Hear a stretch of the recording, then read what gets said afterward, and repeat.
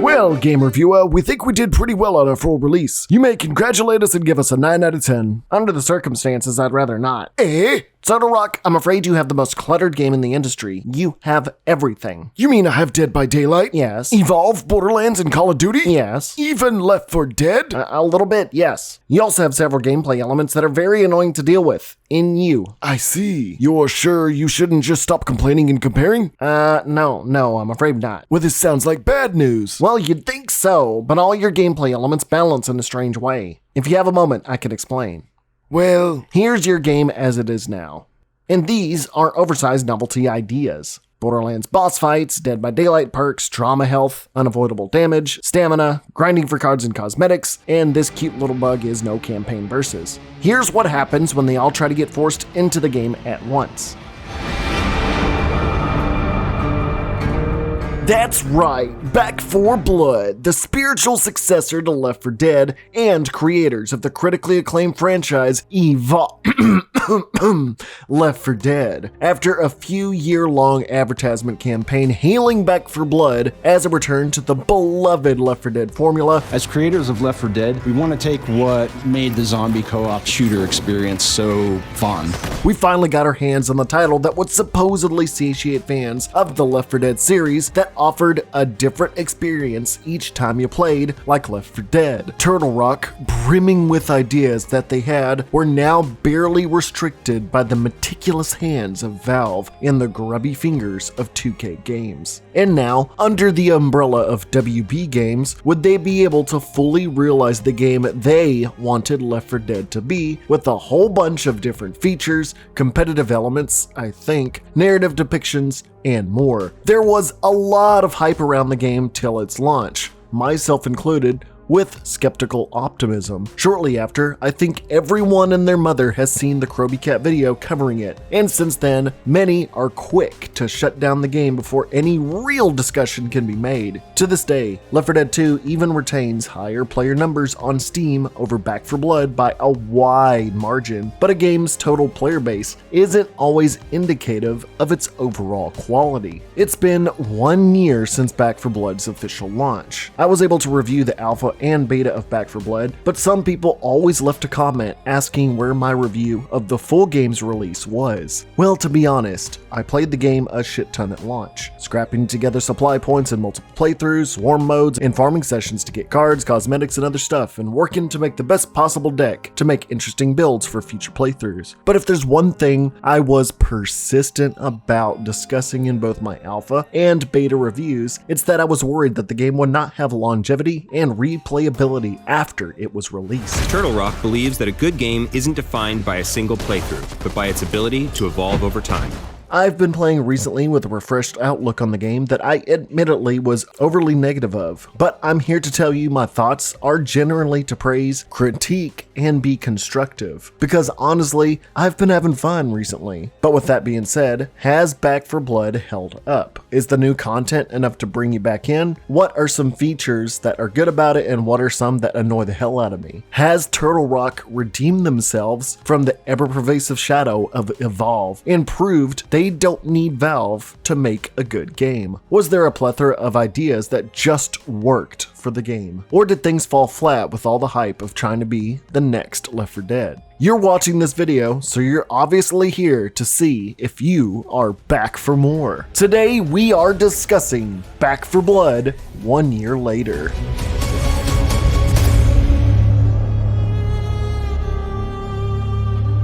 Now, it may seem like the opening skit and commentary were rife with complaints and critiques, but jokes aside, I have been enjoying playing the game recently, much more than I did back then. Back then, I was playing with friends that had a pessimistic view of the game on top of Twitch, YouTube chat, kind of echoing the worst parts of the game without really allowing myself to play on my own time and really soak it in. In the last few months, I've played with all the new updates to Special Ridden, card tweaks, the new DLCs including Tunnels of Terror and Children of the Worm, and more so than anything, it does does not feel impossibly difficult and an overall chore to get through, for the most part. Honestly, since launch, the game has definitely improved, but a lot of this contention from myself came from me playing both with friends and bots, and my experiences varied vastly in these two departments. I started enjoying myself with the Back 4 Blood experience on my third attempt, once I forced myself to start harnessing decks and whatnot. But that's not to say there aren't some inherent issues that I have with it, as it was, and what it marketed itself as, giving itself a never-ending comparison with Left 4 Dead that it will always have looming over itself. They kind of put it there of their own regard.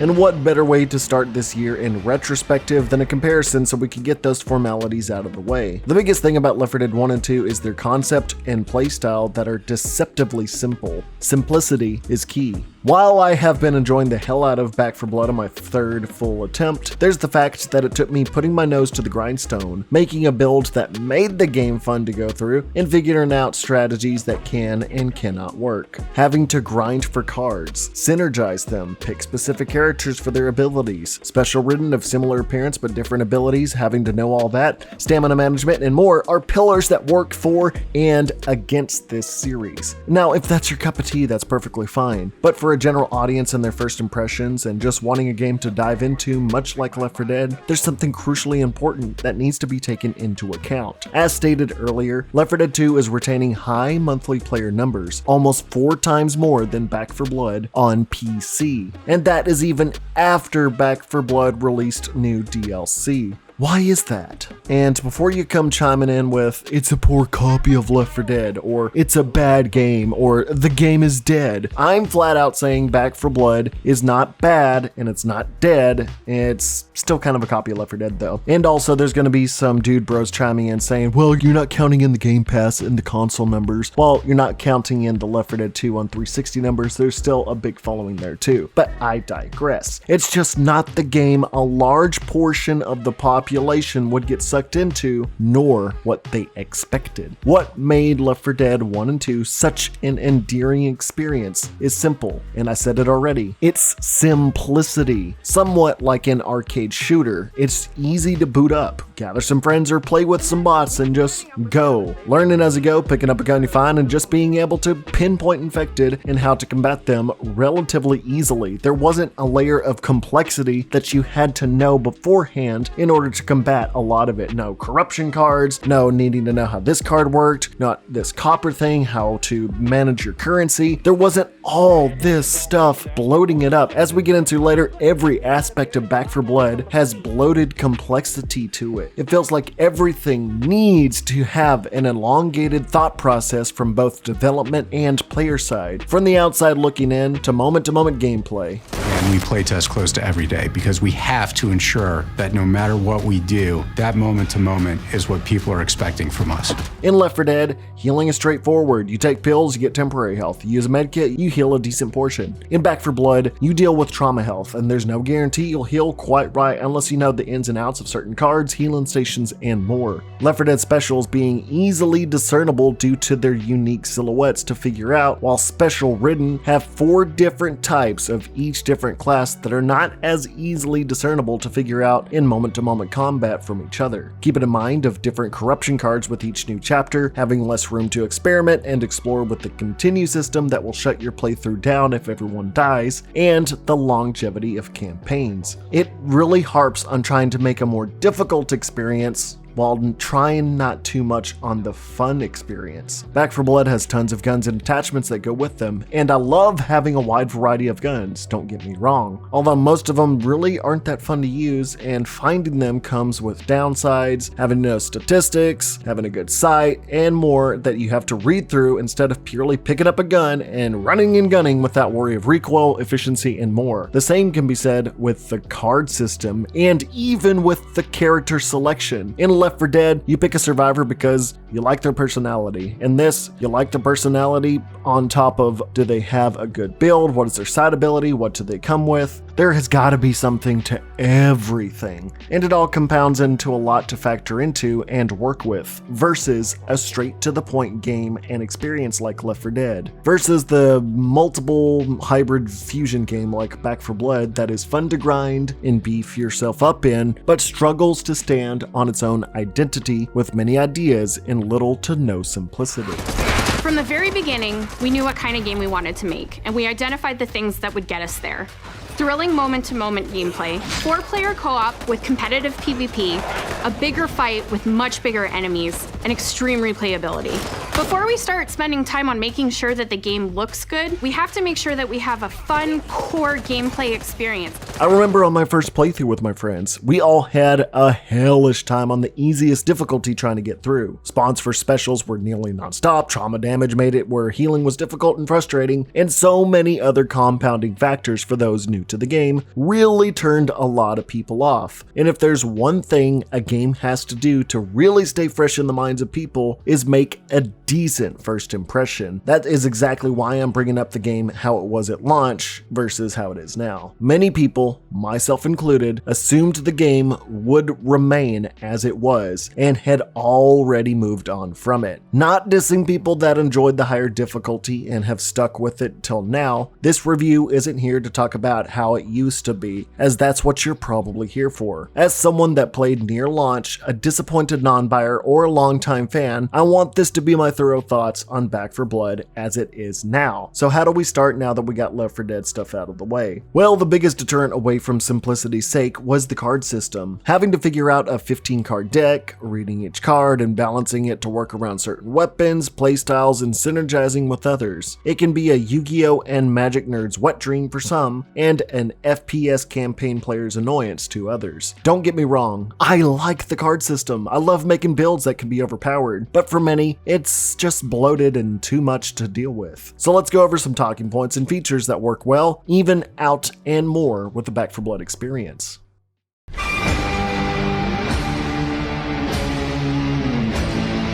Now, my opinion on the card system is vastly different to how it was this time last year. Originally, you'd only get the first few cards in your deck in the first chapter of the act, and progressively get more in the order you put them in as you advanced in chapters, which really felt hampering against the onslaught of Ridden and Corruption cards, having to get your 15 cards over the course of 7 to 8 chapters. Now, cards are more fun purely for the fact that decks are fully usable from the start with all 15 cards available to use for your build. This is probably the best change since the game's launch. Games before were agonizingly more difficult as you scraped by on your deck, trying to make your deck bigger with each chapter. I think everyone, myself included, are happy to have a complete, beefy, and girthy and pleasurable deck. Okay, deck jokes aside, it really is a step forwards making a fun game so you can actually experiment with builds from the get-go on each playthrough. With that being said, when it comes to builds, you'll get a wide variety of playstyles to suit your needs. My friends will end up doing healer builds so trauma damage isn't an issue as they power heal the entire team with each medkit, or having accessory builds to spam grenades and tools to better take out hordes and bosses. But to be the best, you can have each person in the team having a different role. One person is healer, one is brawler to take out close range enemies, and long range decks to take out proximity threats from afar like exploders. It's really neat to put decks together and work things out with friends to knock out the Ridden hordes. I myself have 2 decks I frequent using a lot. A melee build oriented deck so I can emulate the Left 4 Dead days of the melee weapons, so I can easily plow through hordes of zombies since they are so effing sturdy with their constant mutations and tall boys needing some kind of counterplay and answer, or me using a glass cannon LMG build that lets me do tons of damage without having to reload so I can mow stuff down from afar. Or you could do my secret 3rd deck of speedrunning, putting all cards into speed, stamina, and more to just run through levels at supersonic speed. However, that also brings up something I really hate. The melee builds have been what I've had the most fun with, especially back about 6 to 7 months ago. But as any game these days tends to have, the devs want to slap on nerfs and buffs to keep the game fresh and appease tryhards. Speaking with friends like Whizfish and people I met while I was at PAX West, they invested heavily in melee builds and said that was the most fun they had playing the game once they had the build together. That was until they nerfed tons tons of the melee cards and melee in general. Yes, there is some argument that can be made about nerfing something as broken as the melee build was at launch with the right build, but that's the thing. Broken can mean fun, especially in a PvE game. The biggest thing I could compare the card system to is Dead by Daylight's perk system. And while Dead by Daylight limits available perks to only 4, Back 4 Blood gives a wide selection of up to 15 cards. But there is a stark difference in the two and the balance the developers of the games want to have. Hell, with every patch they show tweaks, nerfs, and buffs to perks. But within the context of Dead by Daylight, it makes more sense to balance and change perks within the game, as it is purely a PvP experience. There is no PvE, however janky and unfixable that broken game is. So it makes sense to constantly be changing perks and whatnot, so both sides don't feel underpowered or overpowered, and also there's not much else to do with the game. But for Back 4 Blood, the focus and large majority of the intended experience is within the context of the PvE campaign mode, where you're playing against bots. And guess what bots don't do? They don't bitch about how broken a build is. So many of the changes to cards, nerf-wise, tended to feel like a deterrent to the fun you'd have, and more of one of those memes where the guy's just going, "Quit having fun! Take this seriously and adhere to the difficulty curves we set." But to be honest, difficult shit aside, getting fun builds and heavily bringing them down can turn a lot of people off, especially in the onslaught of higher difficulties and progressing through the game. A slight tangent, but hell, even speedrunning received a substantial hit early into the game's life, which again felt counterintuitive to a more enjoyable experience. Certain builds that were popular and very fun to play were being targeted as builds that break the game. Despite so many complaints about how difficult Nightmare was, these builds were clearly intended, and in a PvE game, stuff like that's bound to happen. It doesn't really make the experience any less fun. If anything, it makes it more fun and allows for a more fair Nightmare experience for the more casual players. In what seems to be a lack of understanding of that dynamic, Turtle Rock listened to that feedback and took it as a sign that they needed to nerf the builds that were too strong. Nerfing core game mechanics that feed into these cards and making them less valuable, and allows for speedrunning efficiency. Not only that, but speedrun-centric stamina cards too. If you didn't know, speedrunning actually adds to a game's interest and replayability. Hell, Waifu Runs recently did a speedrun event for all of Left 4 Dead's achievements in one go, with tons of people on the now 13-year-old game, and it had a lot of viewers with the amount of movement tech, glitches, and exploits used in the game. Whole communities are built up on Twitch, YouTube, Discord, and more, and they find a lot of entertainment out of it. It adds a whole new spectrum to the game.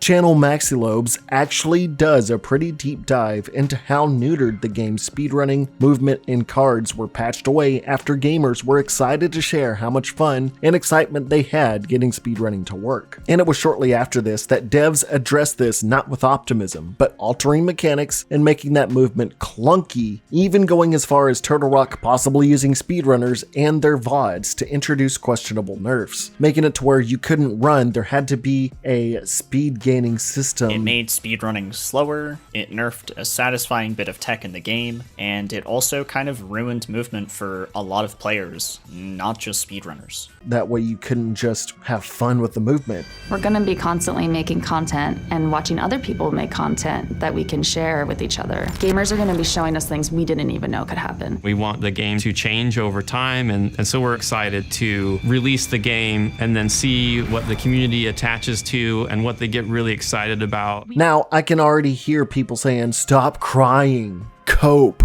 seethe, adapt. But man, I just want to have fun and experiment with how goofy the game can be. I know some people are all about making it as hard as possible, but for a lot of people that's not the case. Whether it's movement tech, cards, and more. Now that tangent on speedrunning in the cards section might seem unrelated, but I can't stress enough focusing on making an entertaining experience where builds can be broken. Video Game Donkey made a good statement about Overwatch 2's upcoming PvE that really reflects on my views on how Back 4 Blood should be with its campaign experience, since versus campaign is never going to be a factor into balance. Pertaining to builds that are broken and overpowered, what's nice about PvE is that you can allow characters characters to be broken and really focus on empowering the player. Again, if this were PvP, I'd understand, but half the cards in campaign aren't even in the PvP swarm mode. PvP should be a playground to fuck around with these builds. The cards are honestly the best part of the game. It's the whole reason for me to grind in game outside the cosmetics to beef up builds. Recently, buffs I've seen are decent and okay, but the amount of nerfs should be really minuscule at this point. A game shouldn't be about what the devs want you to put together in builds and how you should play, but what the gamer wants to play and how they want to play. But on the topic of cards once again, burn cards were also introduced half a year ago in order to not only give rewards to people that unlocked everything in the supply lines, but to give pretty good one-time use advantages to playthroughs, like a random gun with random attachments, more health or ammo, and even legendary weapons, more on those later, that honestly feel like they break the game enough in an entertaining way that I'm surprised Turtle Rock actually green flagged and haven't nerfed. But they do make for fun, useful cards, even if they are one-time use. And honestly, fill a good hole in the unlock supply system to give something that can be earned indefinitely. A decent addition. Now, card decks can also be enhanced slightly on the fly throughout a playthrough of an act, where sometimes card packs appear on the ground, and that hasn't changed since launch, as you can add cards to your deck for the cost of 400 copper, meaning you'll have to make sure to keep some copper on hand throughout a level. Copper isn't nearly as much of an issue once you start actually getting used to it and accumulating these days, thanks to certain corruption cards and better level rewards. But something I do have a problem with to this day is the fact that you have to come to a complete stop in what you're doing to read the effects of the card. Make sure you aren't buying a card you absolutely have no use for, like buying a shotgun based card when your build focuses on LMGs. Think over if you want to use the card at that expense. If you do want to use it, possibly communicate to your team and see if they'll drop enough copper for you to buy the card. Or maybe this card is good for one of your teammates, so you sit there pinging the hell out of it, but everyone else is busy fighting commons and you're sitting there pinging it like a dumbass. But this deliberation of cards, if they are useful, if you have enough, if you can ask for copper to buy it, and reading some of the cards with Yu-Gi-Oh! Essay levels of descriptions, just is not something for a fast-paced game in the L4D style. I don't know how many times I've experienced my friends and I, mostly Murmur, seeing a card or attachment on the ground during a horde, or having to move and people ignoring all of that in order to do everything I just mentioned. It's such a time sink and a road bump. 9 out of 10 dentists agree that this is annoying in a game where action is happening frequently, and an AI director that detects inactivity to spawn hordes and corruption cards like ridden hordes every 2 minutes. There's just way too much you're having to process in this thing where you're supposed to go. Yeah, you could say that eventually you'll learn what each card does and know on the fly if you'll need it or not. But it's like the game is trying to be Borderlands with loot drops, where you read the description of a gun once a boss is dead and mull over if you want to use it, go, oh, that's really good, I might use that. Except in Borderlands, when the boss is dead and all that loot has popped out of his butt, the game gives you time to breathe and loot all of that. Here, it's, well, you spent too long reading your card, your teammate is pinned, the horde timer has gone off, and a common just smacked you in the back of the ass and called you mommy. It's just really annoying. A while back when it came to the card system, I was hoping that Turtle Rock would introduce a veritable bare bones classic mode where cards would be outed, as well as trauma health, but that's a personal bias. You don't really have to get rid of the trauma health. To give more of that streamlined, easy to sink your teeth into Left 4 Dead experience from the creators of Left 4 Dead, so people can hop in and not stress over card builds, the meta, and more. Honestly though, despite a lot of criticism thus far, I'd say the card system is the most fun part of the game, as it gives a reason to play campaign more so you can earn new stuff to experiment in builds and have a different experience each time, as you have like 7 or 8 different builds by the time you have all the cards. Just make sure that the build you put together is good, because you're stuck with it until you run out of continues or dip out of your run. But if that's not your style, I don't think a classic mode is ever going to be in the cards, or I guess I should say out of the cards. Speaking of cards, there's a whole set of other cards I haven't mentioned yet.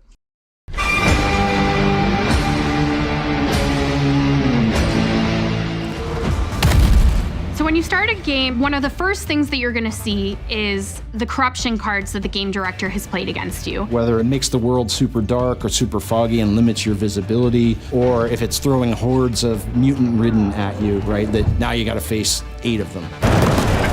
And so then you're able to choose from your cards what it is that you're going to counter with. You try different card combinations with your friends.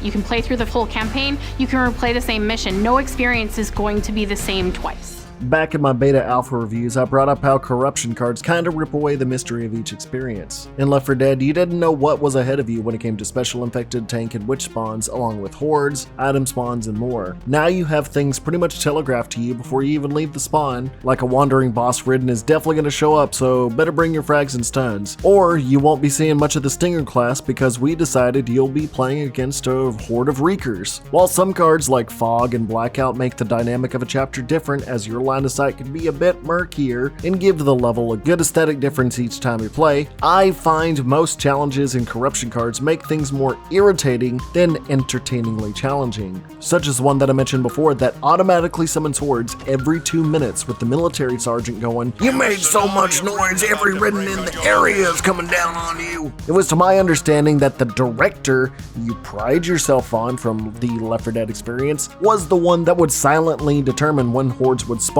depending on many different variables. We monitor players, we monitor their actions, we monitor their health, and then we start choreographing the world around them. And the idea is to guarantee that everybody gets a roller coaster ride.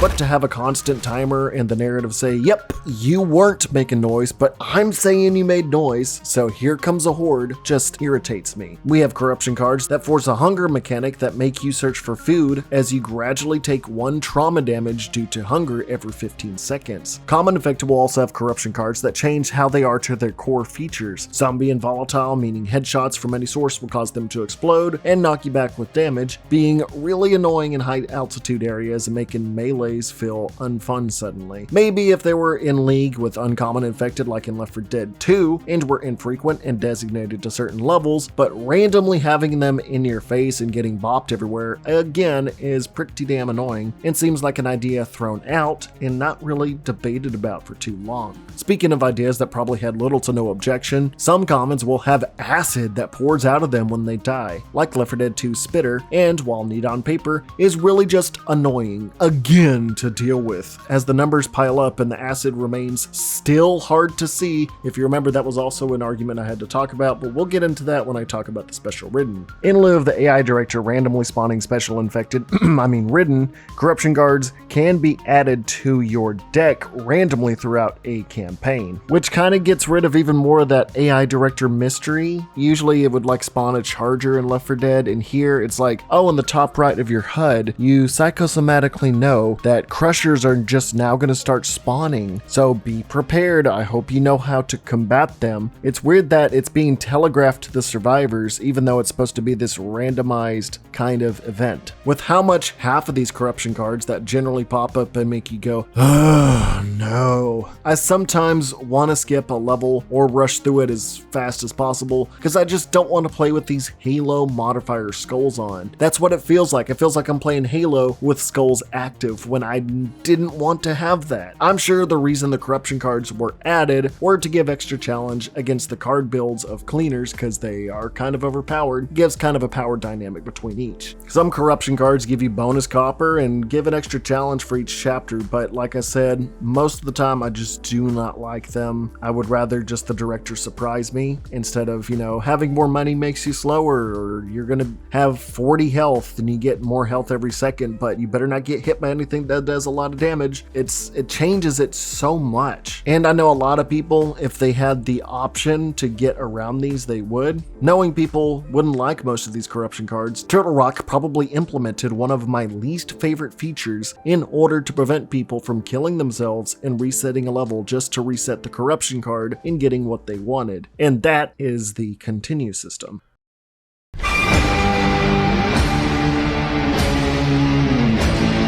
Continues were a big point of contention for me at launch. The idea that you only get 1 or 2 tries per campaign, acts rubbed me the completely wrong way. With Left 4 Dead exploring a campaign and only getting a reset to a save room multiple times allows players to navigate a map, get familiar with it as they please without too much worry, as sometimes the AI director can either throw you a bone or absolutely avalanche you with infected. And in Back 4 Blood, that exploration is kinda hindered, and if luck isn't on your side, well, sucks for you, mandatory Iron Man mutation back to the beginning of a long-ass act. And in a game where you can experiment with card builds, continues feel counterintuitive as experimentation feels like it needs to be ironclad before each playthrough. In early versions of Left 4 Dead, if survivors failed a campaign at any point, we just put them right back at the beginning and made them play the whole thing over again.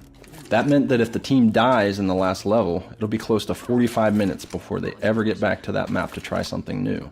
This made it hard for players to remember exactly what they'd done wrong, and so it was hard for them to decide what they might want to do differently. So now, when a team goes down, we just reset to the beginning of the level that they died on. This gives them a lot more freedom and flexibility in how they approach the most challenging sections. At launch, and especially in the alpha and beta, the spawn rates for Special Ridden were just absolutely ridiculous. It still blows me away that developers had such an oversight of this regard. The church level where snitchers spawn was absolute hell. I'm glad they at least took the advice of the player base and slowed down their spawn rates to a fairly reasonable degree. Everything else has stayed the same from what I've seen. Difficulty can be a sketchy territory for devs, as some just scale health and damage and call it a day. Back in Left 4 Dead, difficulty meant that everything did more damage, from witches insta-killing you, commons hitting you for 10 to 20 damage, and friendly fire doing more on expert. The most Left 4 Dead did was make a wider gap between your team and the tank, since it could insta-down you on expert with more than twice the health of a tank on easy. You had a basic idea of how a playthrough could go. In Back 4 Blood, however, everything has more health and the odds would be wildly different thanks to ever-stacking corruption cards and harder starts from safe rooms. The main point of difficulty is increased amounts of corruption cards that can either make a level interesting to move through or a pain in the ass.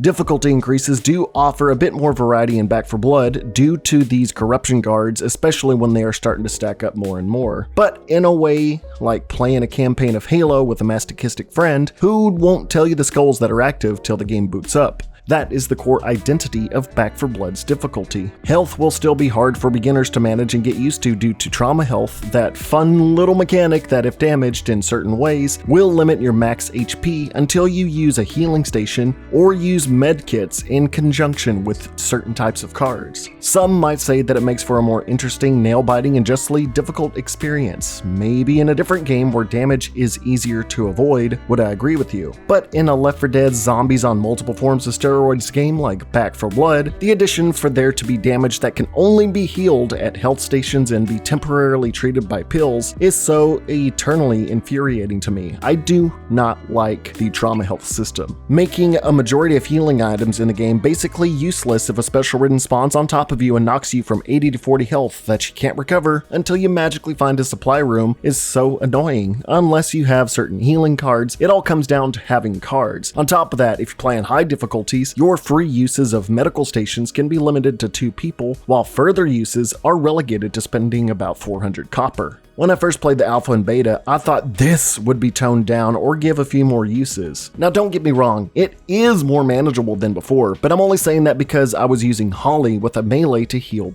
build. The advent of trauma damage made me never want to try out other stuff because of this mechanic, which counteracts the idea of experimenting with builds in cleaners, unless you just default to using one of a few OP builds, even those that are nerfed. Another thing I knew would happen with a card-oriented system. Meta.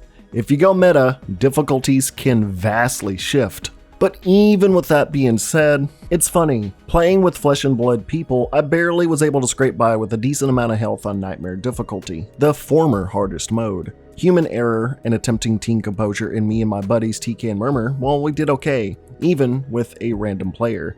Don't get me wrong, it's really hard when you have a lot of randoms, but that's just with any kind of online game. Hi, Editor Wisefish here. I just also wanted to question why the death sound effect sounds like this. For ages, I thought it was WoW's Twitch sound effect for a new subscriber or follower or something like that. But no, apparently it's the death sound effect, which doesn't make any sense to me. It sounds like it's a positive thing, like the game's telling you, well done, you just killed someone off, congratulations, this is going to be much harder now. It just doesn't make sense to me. It needs to be more alerting and more impactful that this is a dangerous thing to happen. But yeah, it doesn't make any sense to me. I don't know why it's a positive sound effect. Anyway, back to WoW. But what made me laugh was the fact that I was able to progress through the entire game of Back 4 Blood on that exact same difficulty offline with bots with 90% efficiency and over 200 health with ease. The game is way easier with bots. Bots are not the just dead-brained, can't do anything shells that they formerly were. Now they have the ability to throw grenades at random that don't harm you at all at a recharging infinite supply, healing items they will always have and randomly use on you, stack tons of overhealing and healing efficiency cards, ping specials for you at increased damage, them always being able to use a healing station at no cost, you having tons of copper at the end of each level because they don't use copper, and them always dropping the ammo you need infinitely when your ammo type runs low, and them not even needing to be present in the safe room to end a level. It's really just a benefit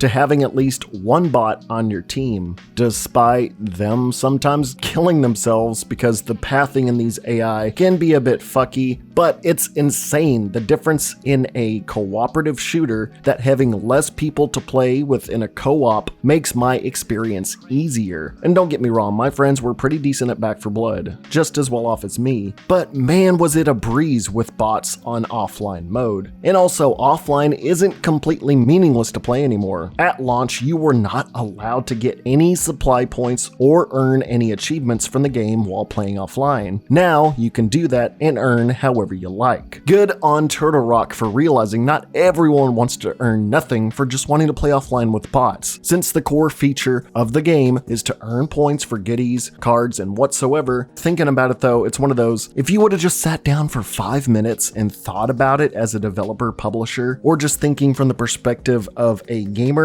you would have realized it was just a really lame idea to not allow earning points or achievements offline in the first place. But offline is not an option for the even higher difficulty known as No Hope. Think Destiny's raids, where no matchmaking is allowed and no bots, unless someone leaves or you don't have enough people, and you have to put together a full team on your own, with no continues or lives, with bosses spawning on each level and more corruption cards being at play on top of no additional health or ammo at the start of each chapter. It's honestly a great way to test your game knowledge, your builds, and team synergy. If you're down for that, go for it. I'll be completely honest and say I never tried this. I'm not going to pretend like I did, mainly because I only have 3 friends that I was regularly playing with, and I didn't want to train up a 4th or go searching for another player online. Difficulty isn't really something I look for in a game, moreover just fucking around with mechanics and to not make a playthrough agonizingly unbearable, unless it's for a stupid Left 4 Dead 2 speedrun challenge video like I've done in the past. Go check those out if you have the time.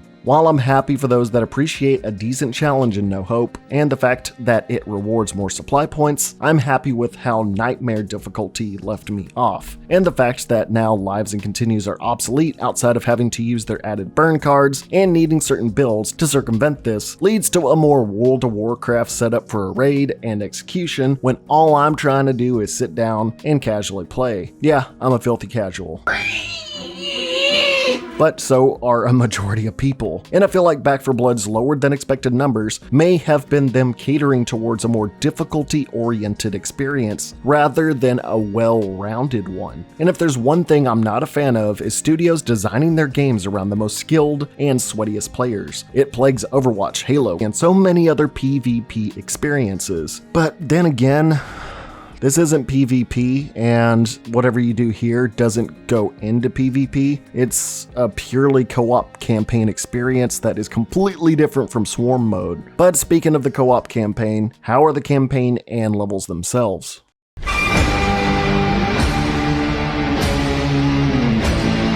While the game itself is beautiful, cool to look at, especially with ridden hives and growths populating areas, tons of small Easter eggs and routes to look around in. The thing with all of that is that it loses its luster with me after dozens of playthroughs. For me, I don't like playing games purely for their pretty environments and detailed looks. Don't get me wrong, it's cool to have, but once you're used to how it looks, you overlook it and absorb more over the level's layout and design. Don't get me wrong again, the team did great with US suburban life and forest-like areas being swallowed up by the apocalypse and the ridden worms. And there are some proponents of the level design that are great and some that irk me. There will be some missions where you'll repeat an objective ad nauseum, like destroying 3 to 4 nodes in order to open up the next area, with each node summoning a new horde, like gas cans to Left 4 Dead's Yin.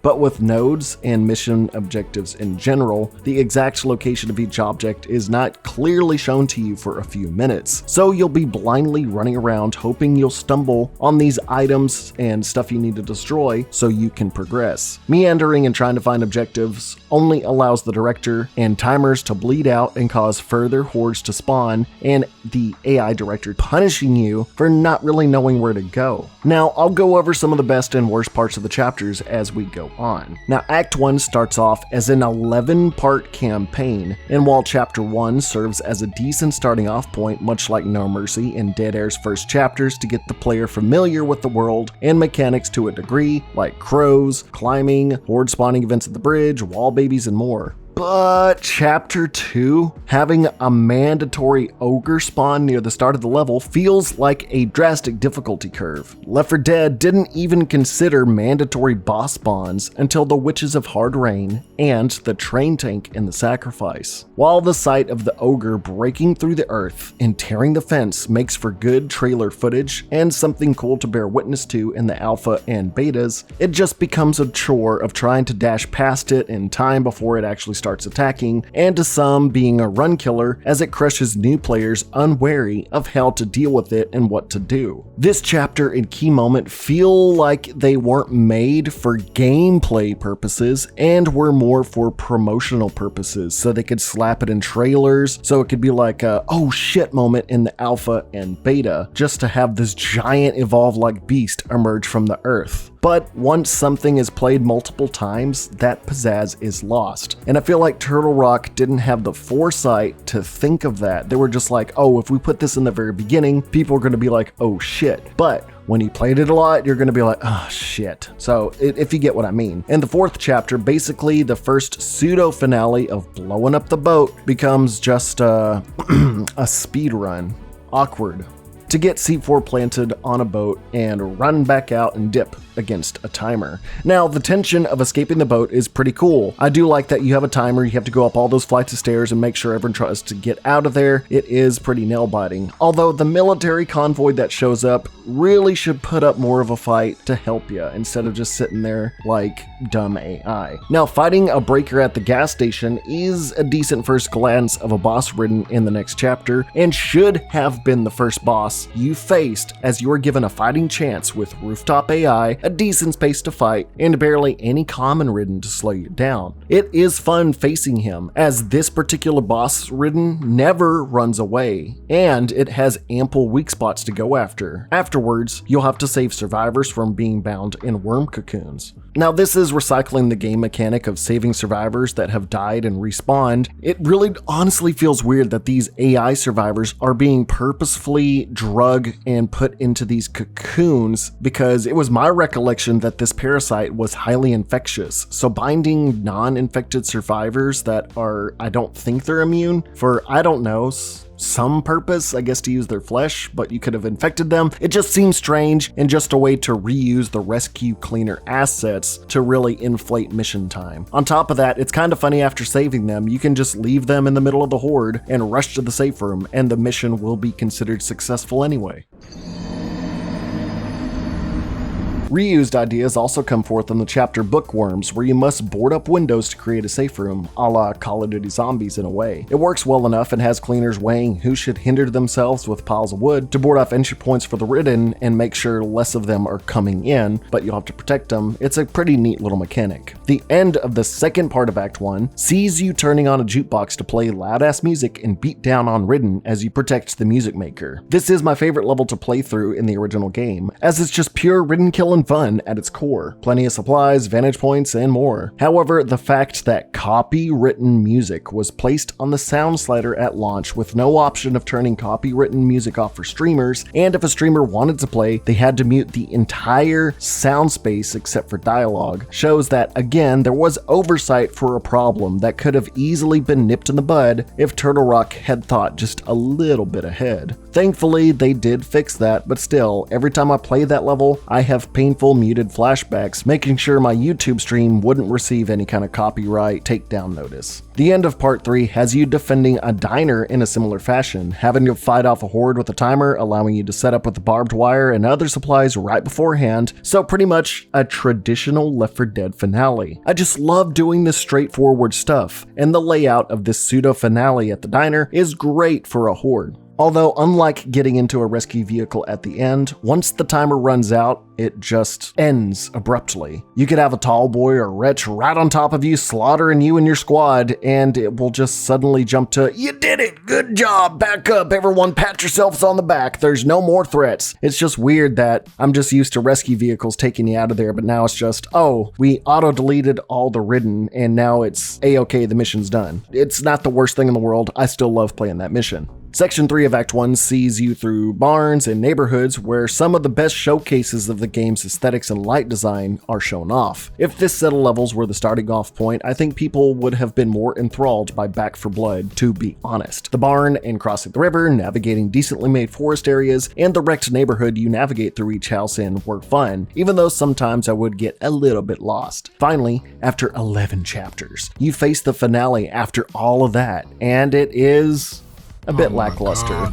Even though we just got to fight 2 giant hordes, now you have to have this objective where you have to fire mortar shells at a tunnel entrance to close it off so more Ridden can't come up. Having to procure the shells to load and fire seems like a dead center finale where you have to get gas cans and all around. But here, each shell is readily right nearby the cannon. It feels so different from everything else, since you can easily spam pipe bombs to keep commons off, and since you don't need to move far to get your objectives, the finale can seem like a joke if you are well prepared. The mechanic is cool though, don't get me wrong, and having ogres appear here feels real fitting. Honestly feels like this should have been the first place they spawn because it's a giant open area where you're well prepared to fight something of that magnitude. That would have been the best place for it to be the first set spawn. But since we have multiple parts with pseudo finales, and to get to this point of an 11-part act, this right here does not feel like it should be the definitive finale for this giant act. The fact that you can get an assortment of limited continues on the longest act for your first playthrough is a bit excessive. I feel like Act 1 could have been easily split into 2 acts. It's not like parts 1 and 2 of Act 1 fed into the narratives of parts 3 and 4, since they all really play independently of one another, of just save survivors, until we get to the plot point of, oh, there's a hole they're crawling out of, go plug it and blow it up. Considering Acts 2, 3, and 4 are locked for being played until each respective act is completed, starting off with the longest was just a bad design choice for a general audience. It just feels like a gauntlet for anybody to get through. Of course, I'm sure the main reasoning is so people can retain their characters' built-up progress, guns, and cards more easily, but I can't help but feel like I have to complete an act since they are parts of a complete package design-wise. Left 4 Dead never exceeded 5 chapters.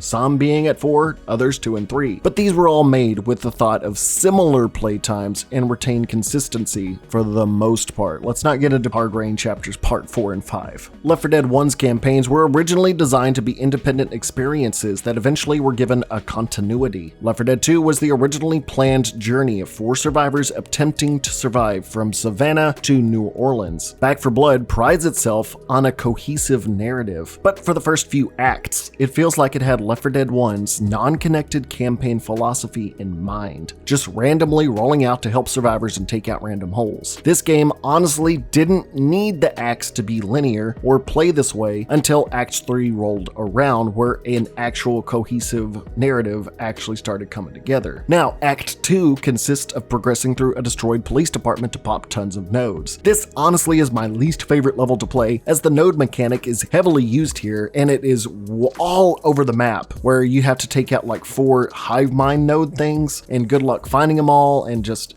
I just don't have fun with it. But I do like the fact that you get some guy's arm to use as a melee weapon to use his fingerprints to get into the safe room. I gotta hand it to him. Creative way to get into the safe room. I'll give it a 4 out of 5. From there, you'll get a highly detailed cutscene where you see it's an empty armory. There you go down a sewer hole where you can accidentally be split up from your team on a wonky slide mechanic and deal with an okay horde event that you don't realize that you have to progress through a giant manhole to get to the end of the sewer. This was a crescendo that I didn't even realize. That's another thing. Back 4 Blood has a hard time of simply telling you what's actually going on. In Left 4 Dead 2, if a crescendo event where you must get to a certain point or safe room before a horde will even end, then an on-screen indicator will point you in that direction and say quite blatantly, you need to get going. Chapter 2 of the Parish, as soon as the horde is called in the CETA quarantine area, the game says, hit the button on the high scaffolding or this ain't ending. If Back 4 Blood was in charge, you'd figure that out on your own and wait at the bus station door for God knows how long before the game goes, oh, you're stupid enough to not know the button's up there? Go press it, you idiot. But that would only be after about 2 to 3 minutes of wondering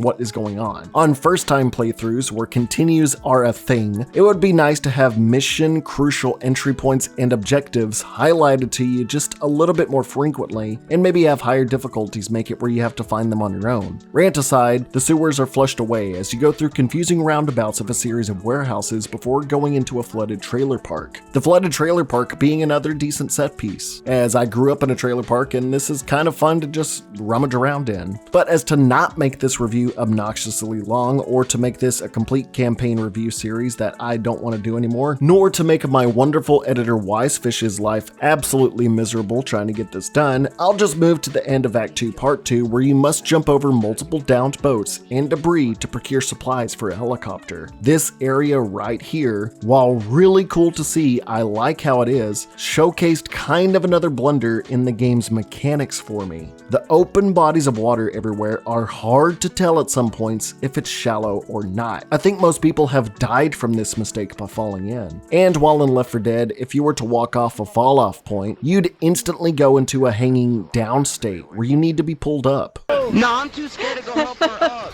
I'll save you! What? Because you know they don't, they're yeah, because I'm the dumbass. I'm the dumbass that had to fall in the hole. Rex, we got this. Not this. Oh god, here we go. Here, it's no telling if you'll actually hang or outright die. Since these are the last 2 levels of this part and 7 chapters in, it's really aggravating to have this happen in a continues-based game, especially when some Ridden have the ability to propel you heavily in different directions, even when you are trying to just defend yourself and they just pop and you just go flying. Now, we have another tangent, but this is based on the mechanics, but the mechanic of being downed was pretty well made in Left 4 Dead.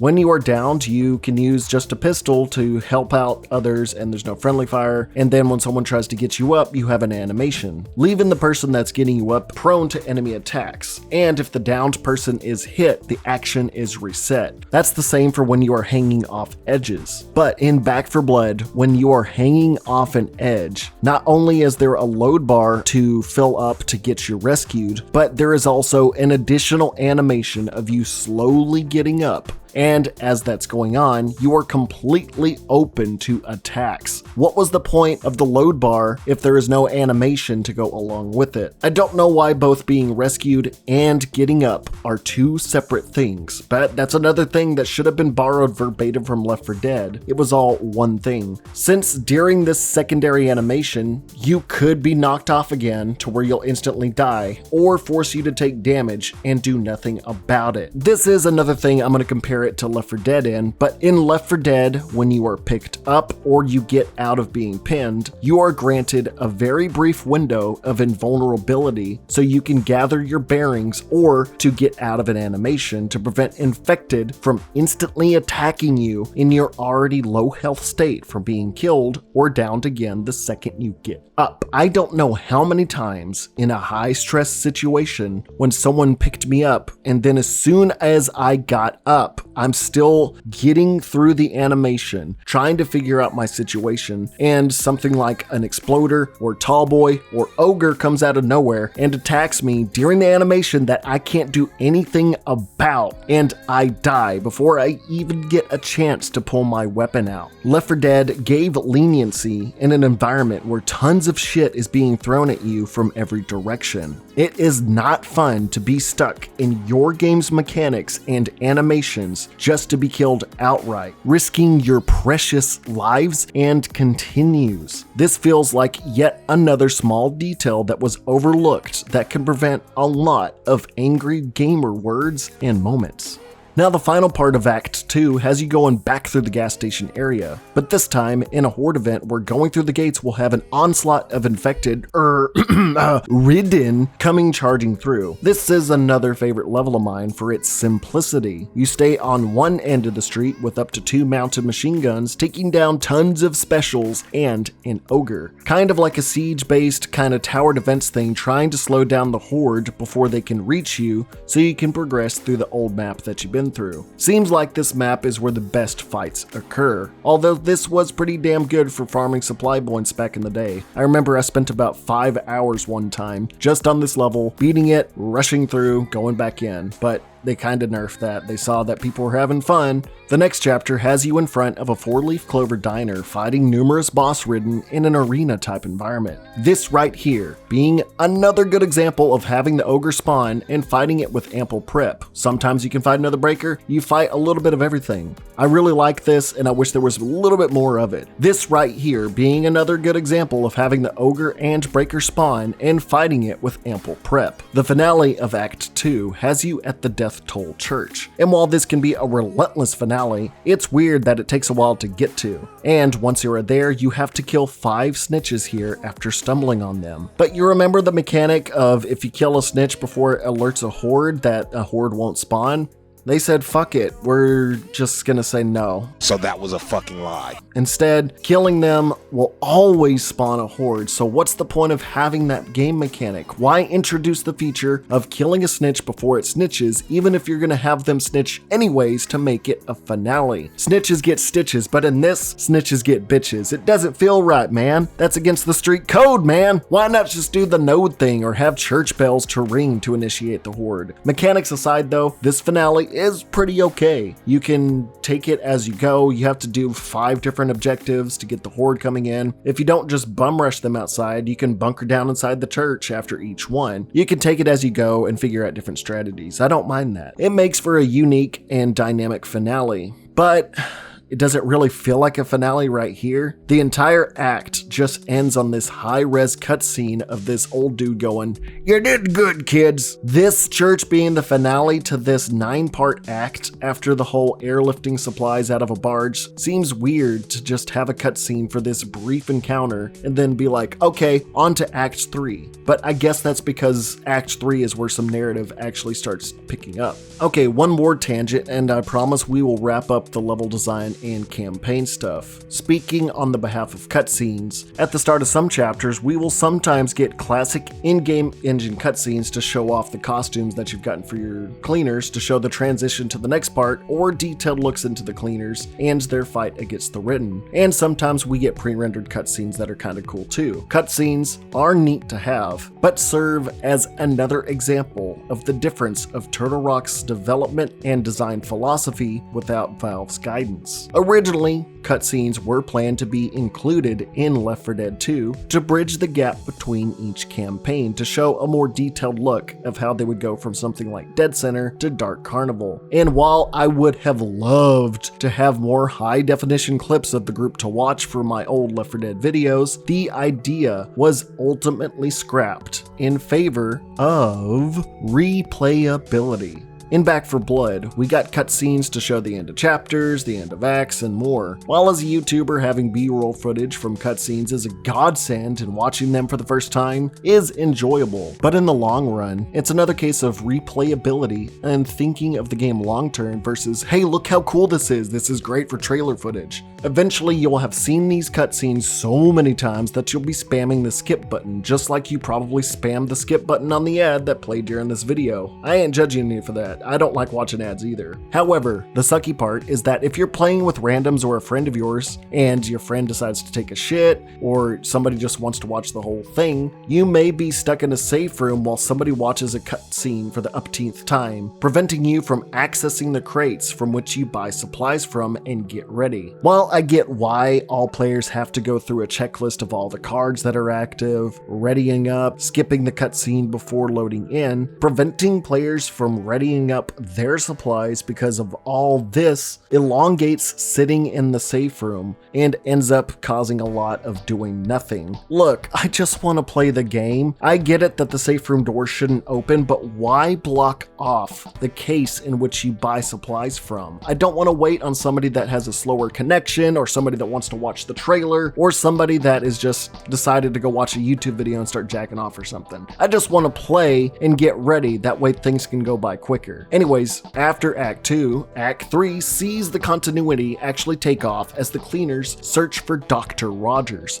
a brilliant scientist who apparently has concocted a chemical weapon to combat the Ridden. Going through another farm where you can find a crop harvester that can be activated via the toolkit to easily get through is neat, and I like watching it chop up the commons, even though the animation isn't the best. And the barn area is pretty well made to fight in, which, another tangent, I'm sorry, but with the toolkit, it feels like a necessity to always have on at least one survivor, as loot doors are always randomly spawned through maps and can unlock areas of the map, or even skip portions like doors to get around node sections or make boats that you ride on go faster. And to get around alarmed doors, that way you don't set them off and cause a horde. It's weird that you need this specific supply so often. Now, the level after that being set in I guess a forest that's on fire. There's spots of tiny little bits of flames here and there, but barely a forest fire that mandates the sudden flame-ridden suddenly spawning with fire-ridden branches smacking you in the head if you get too close. Maybe if the area was like the end of Dead Center's first chapter and fire was everywhere in certain parts of the map, this would make sense, but it's like they forgot to add 95% of the fire to this level. Maybe this is the aftermath of the forest fire, but I doubt a body would be burning for this long and still maintaining it. Anyways, you'll go to a series of cabins where you need to probably circumvent alarmed doors, another added horde spawner that if opened or shot will call a horde. Although these days you can't wait for commons to simply break it down. It was a fun little mechanic that was not intended by Turtle Rock. Me and my friends would just go right up against the alarm door and wait for commons to break it down. But Turtle Rock changed that mechanic to where an alarmed door must be picked open by a toolkit or opened or destroyed before any other doors can be taken down. Once an alarmed door has been activated, all other nearby ones can be suddenly broken down by the Ridden,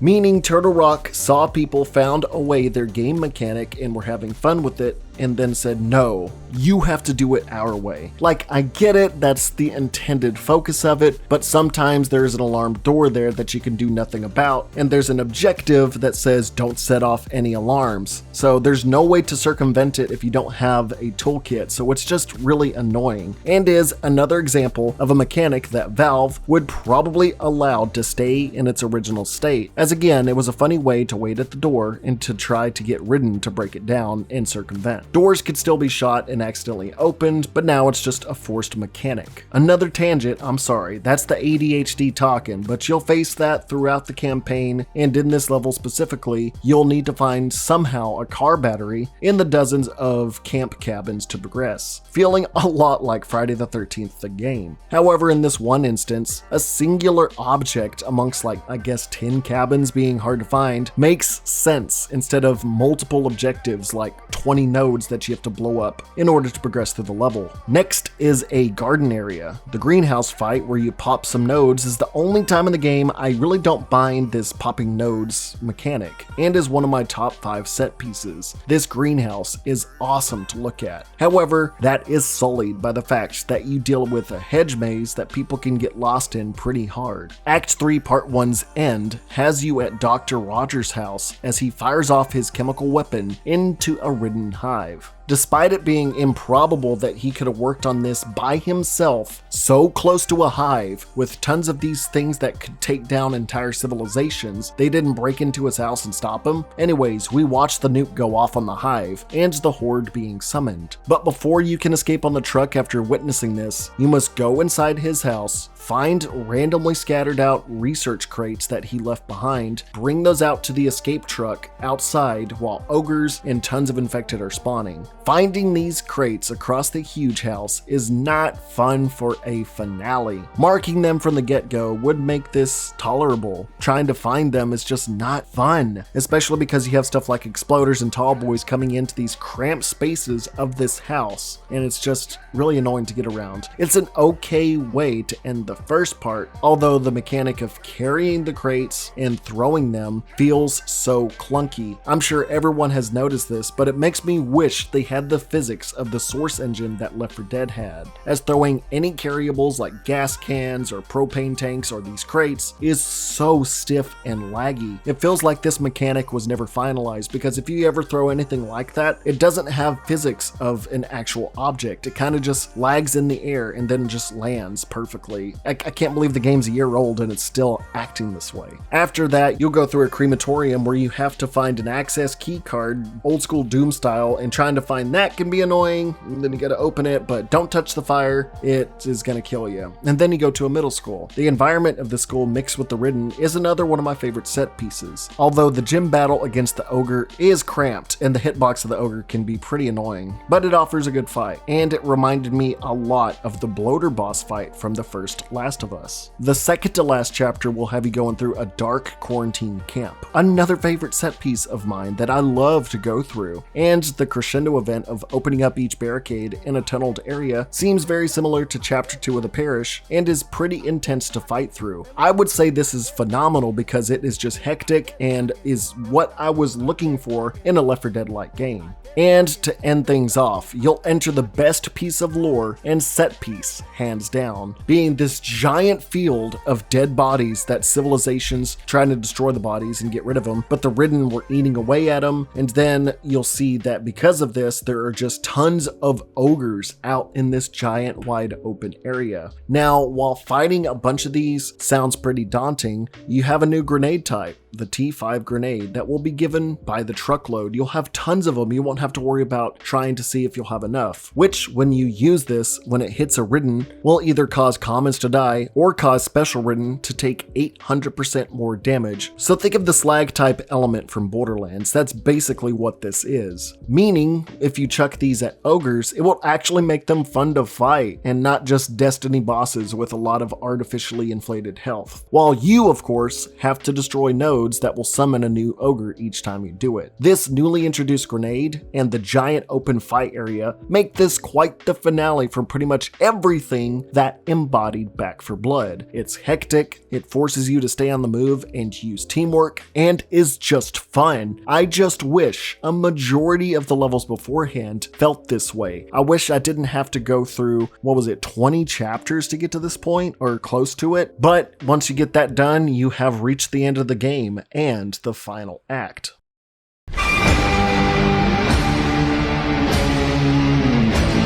For the final act, you'll only deal with one chapter that's all focused around a kaiju fight. This cutscene leading up to it is great, and I'm a sucker for kaijus. I can't help but thinking this monster was probably a leftover design from a DLC monster Evolve never got to have. But what about the actual gameplay against it? Well, the build you've been using throughout the rest of the acts probably won't be doing anything good here. Melees will be nearly useless as you're going against such a huge target. So you'll have to switch up to long-range damage builds, increased healing builds, and possibly increased grenade builds, because suddenly this game became a 3-part Borderlands fight. Also, since this is one singular level, you can just reset till you get the guns and supplies you want in the starting safe area with no penalty, which I don't see why continues are even a thing for a single chapter act. The first part starts you off with tentacles with lots of health that will slam the ground and spew acid upon death. This is probably where you're going to take a bulk of your damage and my least favorite part of the fight, as it's less kaiju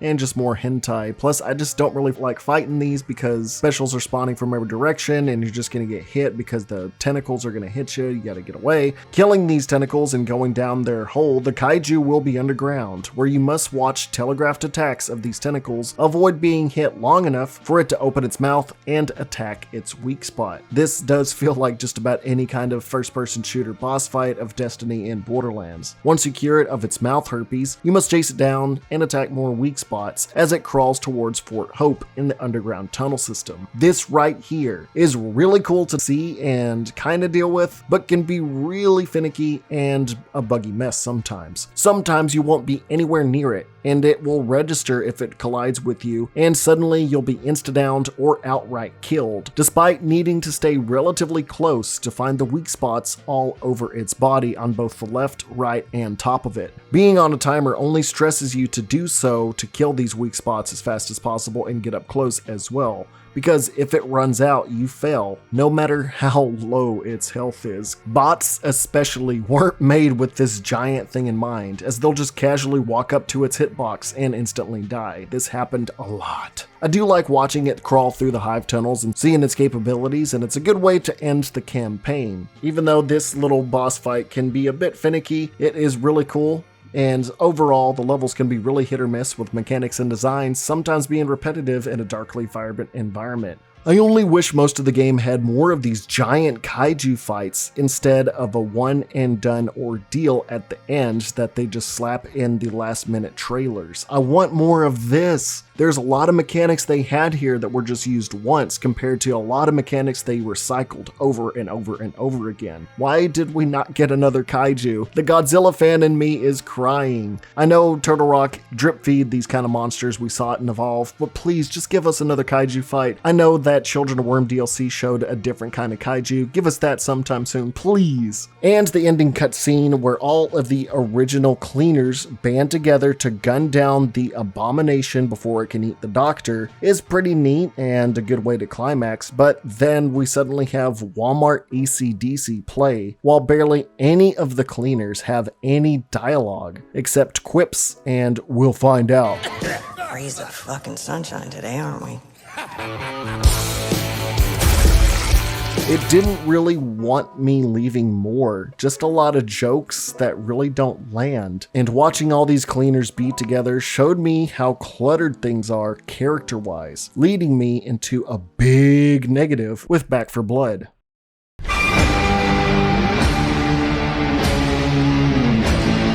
As for the survivors, cleaners, not much has changed on my opinions of them since the beta. While some voice lines are funny and cute, if you tend to use only one or two survivors frequently, you're bound to hear the same quips, one-liners, and randomly shouted backstory a lot. Some characters will give out exposition about their lives before their collapse almost randomly, and it doesn't make entirely too much sense in their dialogue, considering cleaners are special individuals who are immune to the effects of the devil worm and are sent out from the same place of Fort Hope on these missions specifically because they can't be infected by the parasite. You'd think in their downtime at Fort Hope, being as similar people, that they would already have gotten to know each other, because you should really get to know your allies as you're going out to fight, or at least know what each other did before the apocalypse. But no, we get them getting like first time dialogue out in the open. It feels like the cleaners are both like the Left 4 Dead 2 survivors that are meeting each other for the first time, but also like they've known each other for a while, like the Left 4 Dead 1 survivors. A big concern of mine when it came to featuring increasingly more playable characters over time was the thinning out of diverse dialogue to make room for dialogue for dozens of characters, meaning it's not going to be good. Left 4 Dead 1 and 2 had harnessed and focused unique character interactions between their integral groups of 4 survivors, over thousands upon thousands of lines of dialogue for the original survivors, while occasionally you would hear the same line from a survivor when it came to specific locations and picking up guns and some other things like killing infected where Coach goes, "Pick!" snap me some bitches. But after over 10 years of playing Left 4 Dead 2, there are still lines of dialogue I've never heard from pure randomization and diversity in the thousands of lines of recorded voice lines the cast had recorded. And I'm a Left 4 Dead nut, and there's still lines I've never heard. Now, with up to 10 cleaners in Back 4 Blood, that number of varied dialogue would have to be whittled and stretched down to take into consideration interactions of a larger number of up to 120 different interactions that you can only give like 2 or 3 unique little pieces to each. And with that much dialogue, you can set aside 4 variations in each action. And because of this randomization in the team composition, you don't really get a good feel of a character dynamic because of the randomness of the team compositions. That, and these characters are pretty much cookie cutter outlines made to be badass Marvel-like heroes with slightly different quirks that can just randomly spew out jokes in the hopes of becoming memes, and half-assed random backstories out of nowhere. I main Holly,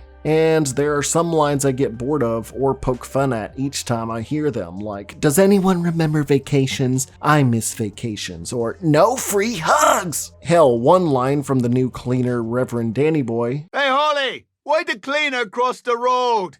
To avoid your shitty fucking aim!" Like, some of these lines don't feel like they were written with a specific character in mind. These random jokes don't feel like they were a part of the character's actual personality. And some of these lines just feel like they were half-assed, backfill jokes that have been sitting in a writer's room for a year until filler dialogue was needed so the character could just talk at certain points, or fill the void of maybe when they get shot they'll say this. The only time I found cleaners kind of funny was when they outright snapped at others for getting shot, like, "Fuck, you shot me!" "Well, don't get in the way!" Just stuff like that. But outside of that, nothing memorable has really come out of their mouths. And speaking of their mouths, another huge thing about Left 4 Dead was its attention to detail with the survivors. Krobycat put it well in his video. While there are hundreds of infected types mobbing the player in Left 4 Dead, there are only 4 survivors. To make sure these 4 stood up to close scrutiny over many hours of playtime, we decided to use photographic reference of faces and wardrobe details. That wasn't necessary, but thanks. We started out by casting 4 individuals who fit the general design concepts we had created for our characters. Sweet shot. The talent was guided through a matrix of facial expressions, Okay, let's do it. creating a complete catalog of movements and expressions for each character's face. Looking closely at even the faces and actions of the old survivors as they were rigged around actual face models for each line, it was a little tidbit that goes a long way looking up close. Now in Back 4 Blood, the cleaners hardly react to anything. Even if nukes are going off right in front of them or they are being massacred, they just have their mouths just running off what looks like a Bethesda Elder Scrolls auto-generated mouth-moving program. Except in RPGs of that scale, it makes sense to use something like that with thousands and thousands of lines of dialogue across tons of different characters. Except in Back 4 Blood, the cleaners have a certain amount of dialogue that you could easily have programmed, and you pride yourself on being the makers of Left 4 Dead, but Left 4 Dead didn't half-ass voice lines in how they were delivered. It's weird that games from 2008 to 2009 have better models and facial features than a game from this decade. It's like how Pokemon has shifted since the early days. You know, like in Pokemon Stadium where Pokemon would actually act out their attacks and feel like they were hit by them, versus now where it's just stiff models running scripted actions and animations. It just feels like it's another one of those deceptively simple things that you'd either overlook because you weren't paying too much attention, or it was a matter of budget and time constraints that it was a feature that was thought of but ultimately was scrapped because who really pays attention to perfectly synced facial expressions and lips? I do. I loved Coach's sexy face, being happy, mad, and expressive. I liked seeing those neck rolls on the back of his head kind of gyrating and seeing his lips move, and I just loved and appreciated that. That's what it's all about, baby. Get your ass on. Okay, my sexual fantasies aside, another point of the 8 survivors in Left 4 Dead was that they were all differently shaped and could be identified by their color of clothing and type of clothing and body types. That idea is also widely out the window with the advent of new cosmetics.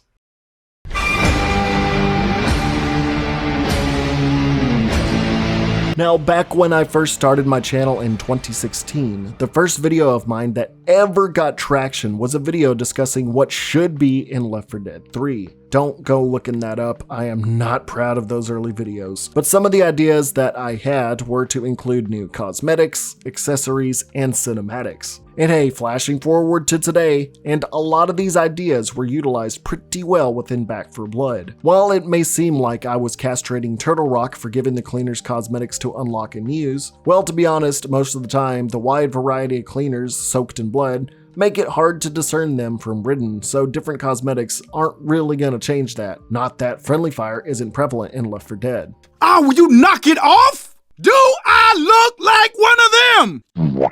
But the unlockables within the game aren't the worst stuff. Getting cards to beef up your deck in the supply lines and playthroughs. Weapon skins that are either super cool to look at or look like a dev slapped a PNG on a 3D model and called it a day so you could have another gun skin on the supply line. Outfit sets and individual pieces and recolors fill up supply lines that are kinda cool and stuff. Although within the supply lines you'll see stuff like titles, emblems, and banners, kind of feeling meaningless as you get them. Sure, they're neat to look at, but you only see these in the lobby that you're in, and no one else that you play with online that you match up with are really gonna see that. And the point of unlocks to me are showing them off to random people. So titles, emblems, and banners feel like easy to make filler to fill up the unlock tree to keep people playing, especially the sprays. You can only use one spray at a time, you can spray that one image 3 times, but I don't see the point in it. But you know what? I can forgive this meaningless filler material because guess what? There's no microtransactions. You actually have to earn everything without paying to win or looking fly while you kill and they die. The devs were so proud of the fact that they didn't put microtransactions in this game that they even stuck it on a plain white tee for Carly. I mean, look here. Isn't she so punk rock and cool? Just please, Turtle Rock, please don't eat these words and change your mind down the road, or this outfit is gonna be hella ironic. But I doubt they're going to add microtransactions at this point. I will say some cosmetics feel a bit too tedious to get, like playing 250 chapters as a single cleaner in order to get just a recolor of their original outfit, while there are much cooler things that you'll get in the meantime, and new DLCs that give away their best cosmetics I've seen in the series so far. But cosmetics barely affect core gameplay. What about the one thing cleaners use to fight the Ridden outside of cards?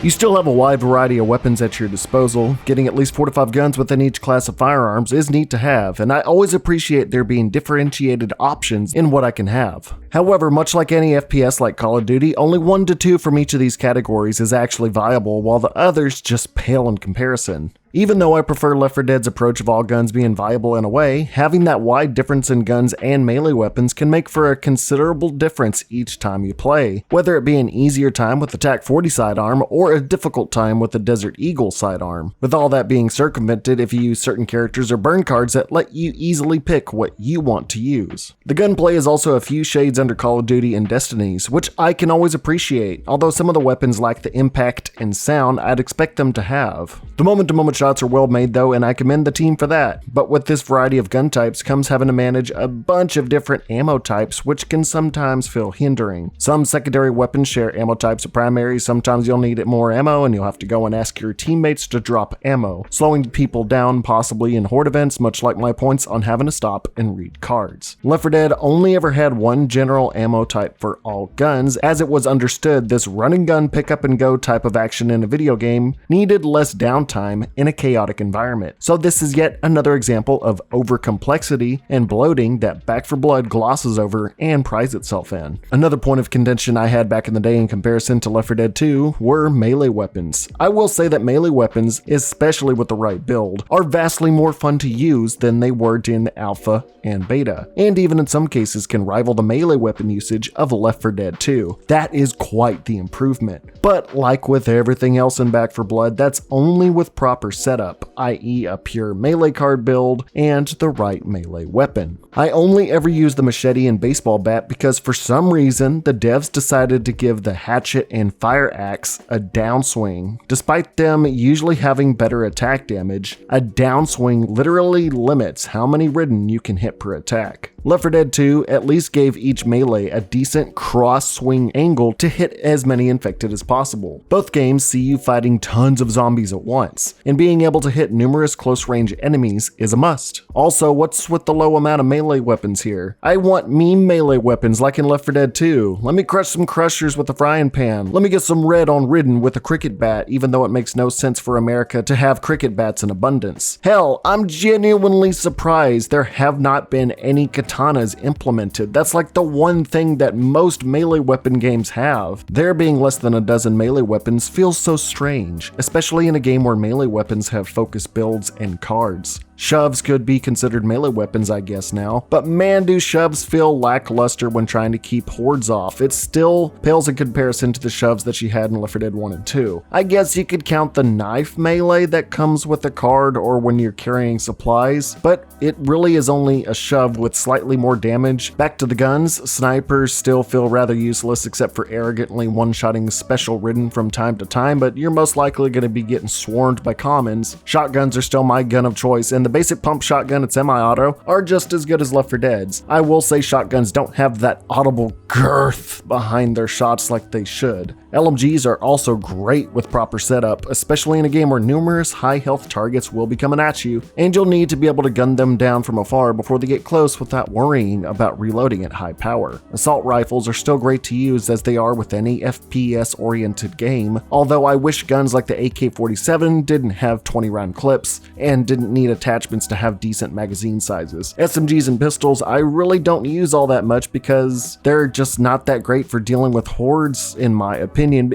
Plus, I kind of relegate myself to certain builds and never really needed them whatsoever, so I can't give too much an opinion on them. Which is kind of funny because they have so many different types of guns, but most of them you'll just ignore because you have builds that force you to ignore guns. Now, attachments come into play with Back 4 Blood heavily here as they take up a majority of loot you find, items you purchase, and so on. They can also be found pre-installed on firearms you buy or find on the ground, and they can either greatly enhance or diminish the value of said weapon.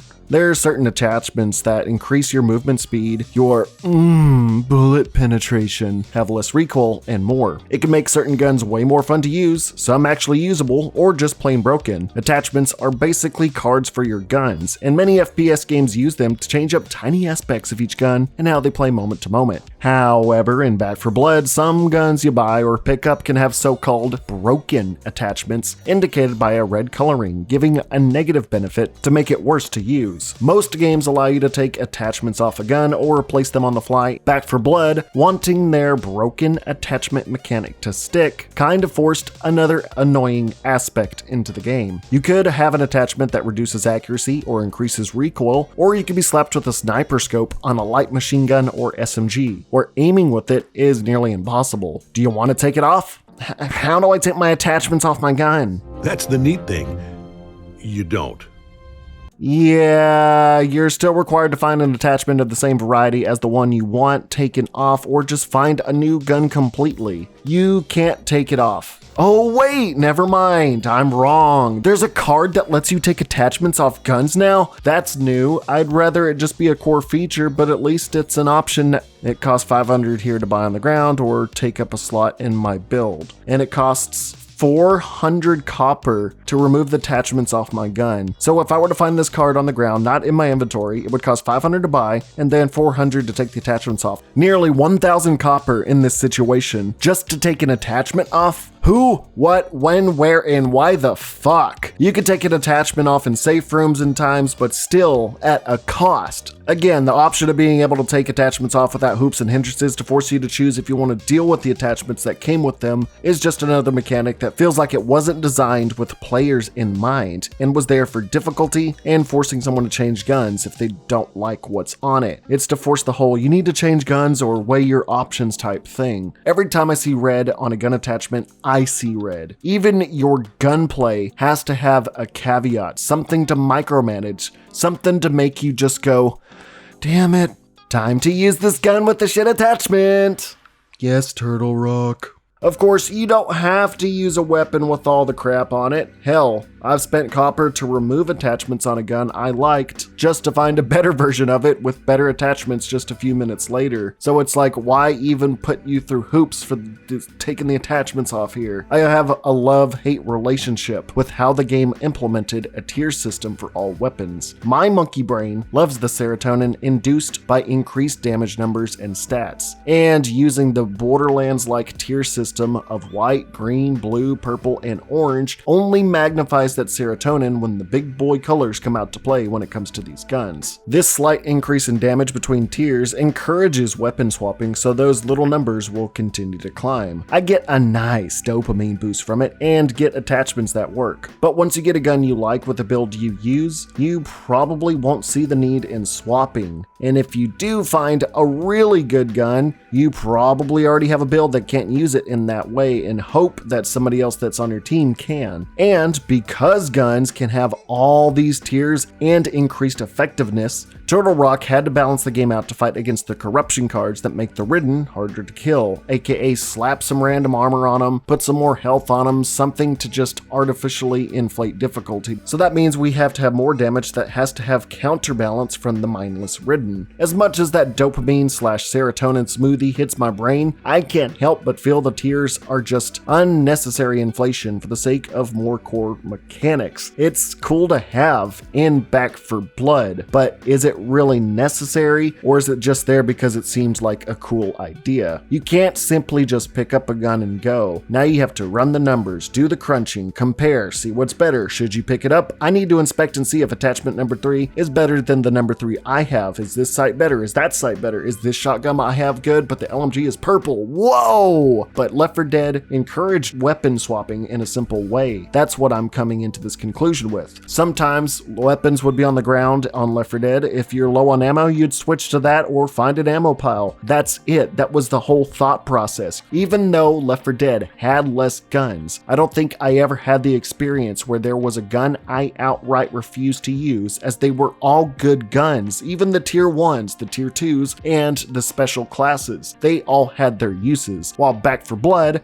has tons of guns, but a lot of them I don't bother touching. As I've said before many times, the game channels the energy of experimentation, so long as you prepare long in advance to do said experimentation. In game, once you are actually in a match, those tiers of weapons mostly don't feel like they really matter, as you'll get a gun and secondary you like and most likely use them for an entire playthrough while you just look at these other tiers of weapons and ignore them. Although the golden orange tier does shake things up, I will give that a plus. Instead of just a flat damage boost like every other gun has been up until this point, I like the whole legendary weapons thing they've added. It is very, very Borderlands-esque. An SMG that shoots electrical rounds that slow down zombies, an AA-12 that shoots fire rounds and makes you immune to fire damage, and even a sledgehammer that explodes on direct impact. Even making legendary versions of some accessories like a flashbang that is basically a 9-bang, and a defib that will pick you up automatically if you go down. It adds a lot of fun and variety to repeat playthroughs. I want some more variety to weapons like this. Weapons and grenades with special effects that you sometimes get through grinding. It's just a fun subset that I wished appeared more frequently in Back 4 Blood instead of hiding it behind DLC that's hidden behind RNG encounters. I want more of what this offers. This is fun. This is what a game's supposed to be about. But what exactly are we shooting at again? I haven't really gone over the actual Ridden all that much yet.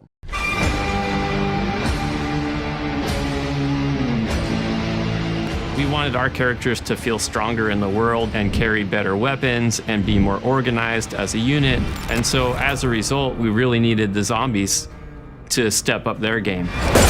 The Ridden in our world are a lot different than regular zombies. We still have kind of the common zombies, the traditional ones that you might see, or the fast zombies. Even those, we added variety. That's where the mutated zombies evolve. We have zombies that explode, we have zombies that vomit on you, we have zombies that crawl up walls to get a higher position on you and jump on you. Commons are still at a wide variety, and variety is the spice of life. Some of them walking, some of them running, some of them armored, some of them more wormified or spiked up than others. others, giving them varied levels of health and durability, and some making it harder to heal you and all that. Ridden are there for one thing, and that's kill fodder that you have to work together to limit the number of as they pile up, and either beat you down or distract you while bigger threats make their way. Back 4 Blood did an okay job offering that variety in commons, as Left 4 Dead commons do all feel like they are just the exact same but with different models and outfits. I do appreciate that sometimes you'll just see Ridden sitting in chairs and mimicking their former uninfected lives. Just some of that creepy ambience of them retaining their former selves really gives a hint of that environmental storytelling that Left 4 Dead did so well, especially with the wall graffiti and other set pieces to let players piece together for themselves the gruesome fate that befell to humanity. Mechanic-wise though, one thing I cannot stand about the common Ridden in Back 4 Blood is the fact that half the time I cannot tell if I'm getting hit by them. I'll just realize my health is going down suddenly, since most of the time, long distance attacks from stuff like wretches and hawkers means I can't instantly discern the source of the damage and go, oh fuck, a common's hitting me? I had no idea. You really can't tell until the after effect of some kind of color goes on your screen. On the other hand, in Left 4 Dead, if a common or anything physically assaults you, your screen gets shaken for a moment to indicate you're getting hurt in a certain direction. You know, jerking to be injured. A natural human reaction? Nah, just slap the red indicators up, that's good enough. Another small detail that goes a long way in giving you better reactionary clues to what's going on in a game where each second matters, so you can tell what's going on in what direction and how to go about that. Most of the common Ridden variations via corruption cards I discussed earlier, but I have to reiterate how much I hate dealing with the head exploding volatiles, the flame ridden, and acid spewing types. Whoever thought it was okay to give explosion, acid, and fire damage and effects to commons when they spawn by the boatload and don't give you much option in how to handle them, except tank the damage in some cases.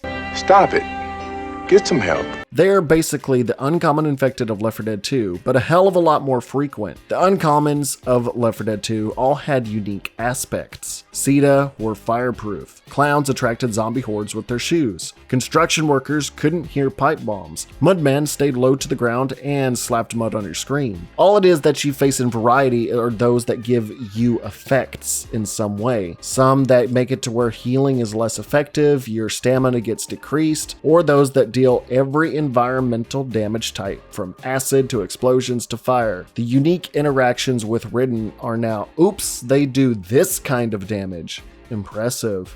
It's just not interesting to just take damage, but with a different shade of coloring. Left 4 Dead 2 also spawned uncommon infected in what seems like a max of up to 5 or 6, much like special infected. In Back 4 Blood, here's a shit ton, have fun, the card said so, deal with it. Enjoy the damage from acid, fire, or explosions, because that's the only mechanic that we could possibly have for enemies, besides making it to where you run slower or you heal not more efficiently. Commons are also just generally kind of less fun to kill from a visual perspective. Another point I'll take from Krobicat's video is the gore mechanic system. Commons in Left 4 Dead had many unique ways of being killed, and in the jump to Left 4 Dead 2, that system was magnified, where hits from specific munition types, melee types, and shoves could do specific types of chip away damage at the infected that you could see, and also that there were unique animations for how they could die. There was just a lot of care and consideration in how all this was made to feel as you mowed down hordes of zombies. They weren't just ragdoll bots that spew ketchup randomly or sometimes lose a limb or show some of their brain, like in Back 4 Blood. The unique number of ways to create carnage from any number of melees and firearms made each impact feel unique and fun to experiment with as a player and as a viewer. It was just baseline enjoyment. Hell, it's a big reason I played GoldenEye 007 as a kid. I loved shooting enemies in different parts of the body to just watch their injury and dying animations. It's those bits and charms that hook me. And it's just weird that Back 4 Blood, a game that came out in 2021, isn't really putting as much effort into a game that was made in 2009. Maybe Back 4 Blood 2 will rectify that, but you know, Left 4 Dead never did do these kind of cool animations for the deaths of special infected, which always made me sad. And you know, Back 4 Blood retained that idea. So, what about the specials?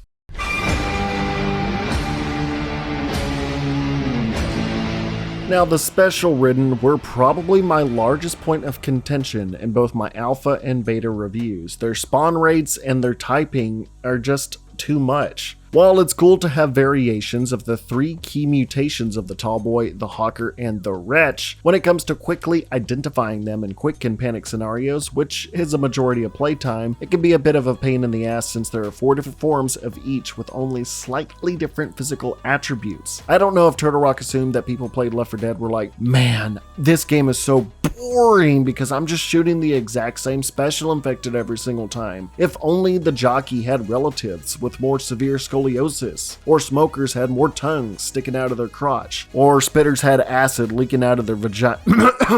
But slightly different versions of specials with different forms of attacks isn't the biggest change, but also shows a stark contrast in moment-to-moment gameplay. Comparing them to the special infected of Left 4 Dead 2, it's really hard to discern when they have appeared and how to prepare for them.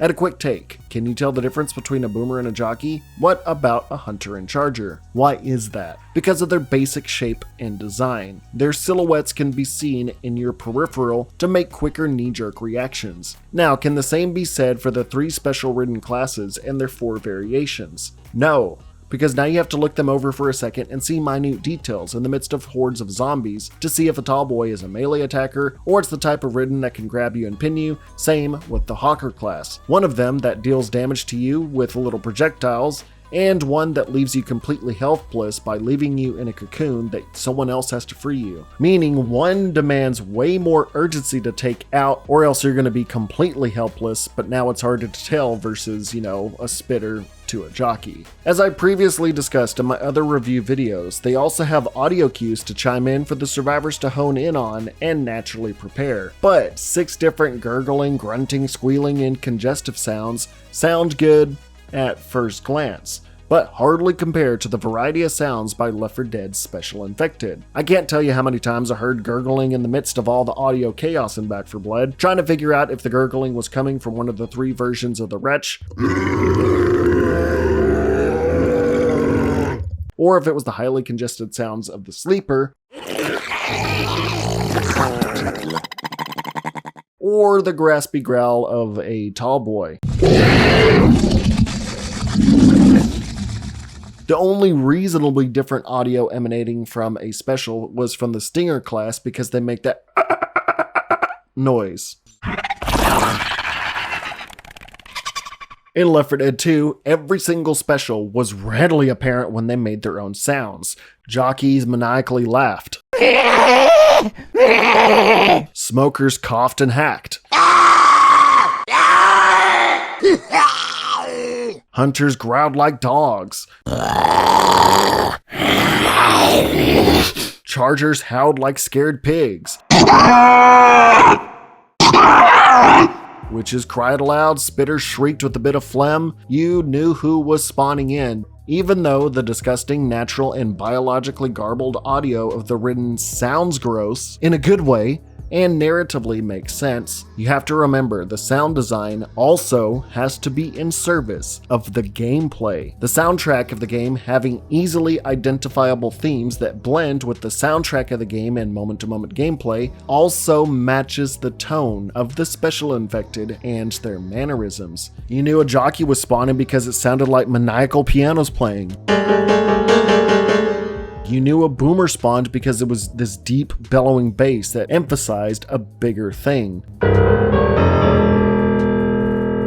Even with music off, you can tell a Special Infected is drawing close based on their diegetic and natural sounds they make, all being easily discernible from one another and not sounding alike, giving survivors a clue on how to tackle their situation as they move forward. The Special Ridden don't really have that to a noticeable degree, but I guess it doesn't matter as much since the game tends to spawn multiples of a singular special type, especially during Horde corruption cards, so why make them all veritably different and easy to hear above all the other sounds of the game when it would just be a mess if they tried to do what Left 4 Dead did. To combat this, you can at least ping Special Ridden to completely reveal their location to other cleaners and bots that will do this automatically. I really appreciate this being implemented against the onslaught of a wall of gurgling sound and multiple threats coming in, especially since the ping system can be used to communicate the whereabouts of items, doors, and threats. Something I wished was in the base game of Left 4 Dead, even for people I'm talking to. You cannot go wrong with the ping system until someone starts spamming it. Over there, fool me once.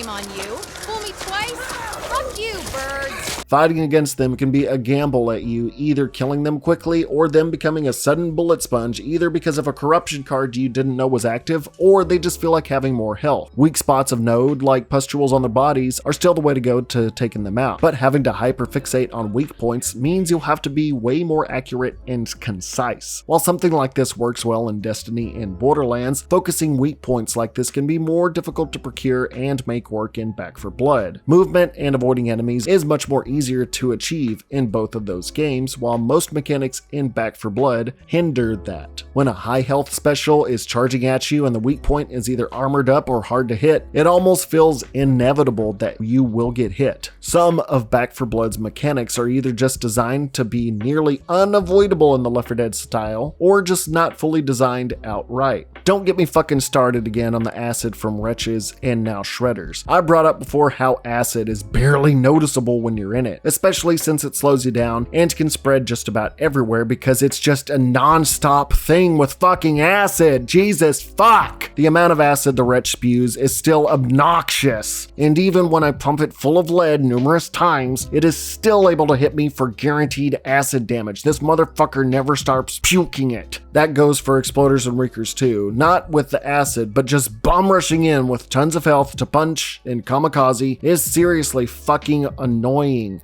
The point of boomers was that they had low health, were slow, and being shovable is to reward quick reflexes and to reward people for not shooting willy-nilly, not to just non-stop shoot. Both of these variations, the exploder and the reeker, are fast and withstand a lot to where they'll probably already be in your face, and there's nothing you can do about it unless you have the proper cards to knock them back, or you have bullet stumble. That means you have to better prepare and you have to go through all these steps. You have to have this communication with people not to shoot it because you want to shoot it because there's lots of health. Okay, I'm digressing from the script, but the fact that with the boomer, it's just like you shove it, boom, it has 50 health, whatever. But when you see a wretch, you see exploder and all that, you have to lay into it because it has a ton of health. But also, you don't want it to get too close, so sometimes you have someone to go up to it to hit it with a melee so they'll get knocked back a little bit, but your teammates are still going to be shooting and you're going to take the damage from that. It's very counterintuitive to give something like this a shit ton of health, but it keeps charging at you. The simple mechanics of the boomer had to be overly complicated. Hell, even Valve originally had the idea of the boomer's explosion doing damage. Another feature of the vomit attack is that it is not an instantaneous blow that causes damage, unlike the previous exploding version of the boomer. Instead, there are often several seconds of dread and anticipation where the player knows the horde is coming and can prepare for the onslaught, but there's uncertainty about how things are going to play out. This kind of anticipatory drama is amazingly powerful and makes the whole Left 4 Dead experience work well and keeps the players on their toes.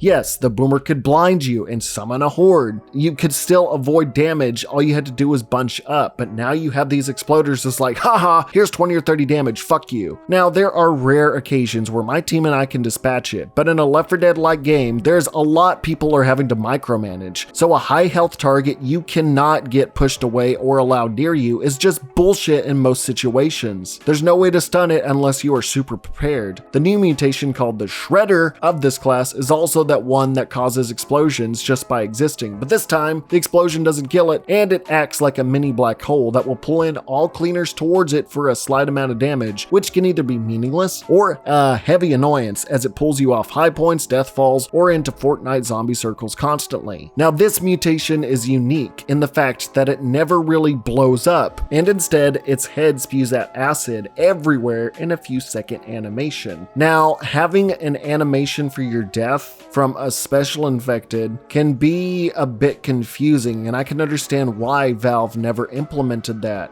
In the hectic situation of Ridden being everywhere, dying by flying everywhere, acid spewing specials everywhere, and explosions and fire, this one specific Special Ridden having the only unique death animation that does not ragdoll it instantly, and it barely looks like it's even dead, and you can only tell because the acid spews out, but acid is really hard to see in these moment-to-moment gameplay, you're gonna find yourself firing constantly at it even though it's dead. As much as I hate acid opposite in this game. I'd rather know the Shredder is dead in conflicts where seconds can matter so I can shift my focus to other targets. The Reeker class is still by far my least favorite thing to see spawn in any regard. They are just not fun to shoot at. In Swarm, they are beyond fucking annoying, but mandatory to use. Other specials have counterplay in some regards to avoid damage, but in most situations, unless you have a card that can stun these fucking bloated bastards or knock back with your guns, they're gonna be causing you a headache. The Stinger class are all hunters if they fucked a bunch of porcupines in assorted meat packs. Hawkers can pin you to a web like a cocoon from afar, and it's the job of other teammates to free you. However, most of the time, punching and meleeing them out of their pinned state can be a bit broken. I mean, look here, I punched her so fucking much.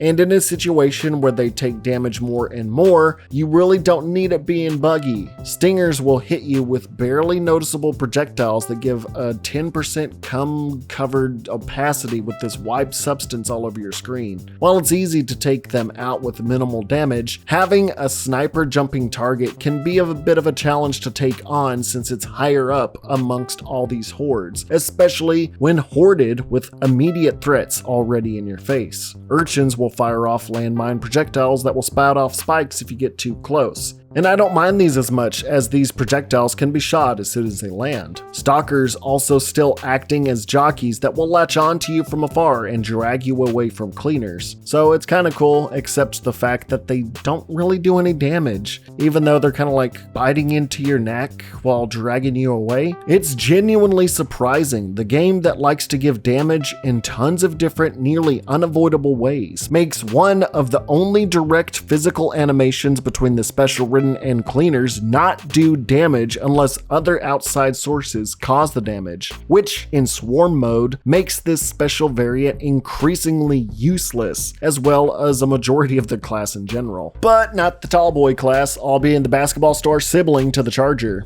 I hated seeing them appear in the alpha and beta because of both their high amount of health and the fact that the Tallboy and Bruiser concealed their weak spots behind them when coming towards cleaners, and basically being able to slam you if you don't focus it. But honestly, in most situations now, they are the easiest to take out because most won't sprint at you and their attacks are probably the most manageable to avoid. Just sidestep them and you should be fine. Most will see this target and focus fire it because it's such a huge target, so I don't mind it, and I actually like gunning them down. They are fun ridden to take out. Crushers and the new variant, the Ripper, have their weak points in their face as well. Crushers hoist cleaners in the air, causing a incapacitated state that does continuous damage. The Ripper being the only variant of Tallboy with long-range abilities, slamming down and summoning spikes from the ground in a linear fashion, which can launch you or be somewhat hard to avoid in horde events, but all in all, not so bad. Specials overall feel manageable to go against, but maybe because I was mainly using a melee build that would stumble Tallboy classes if they got near and kill them in seconds during their stunned animation. Having to know that you'll need a card like Heavy Hitter to stun these specials, or having Bullet Stumble to do the same, is another thing you'll have to learn as you figure out the complexities of the game, versus Left 4 Dead, where you can shove all of the special infected and infected, except for the Charger and Tank, that drew too close.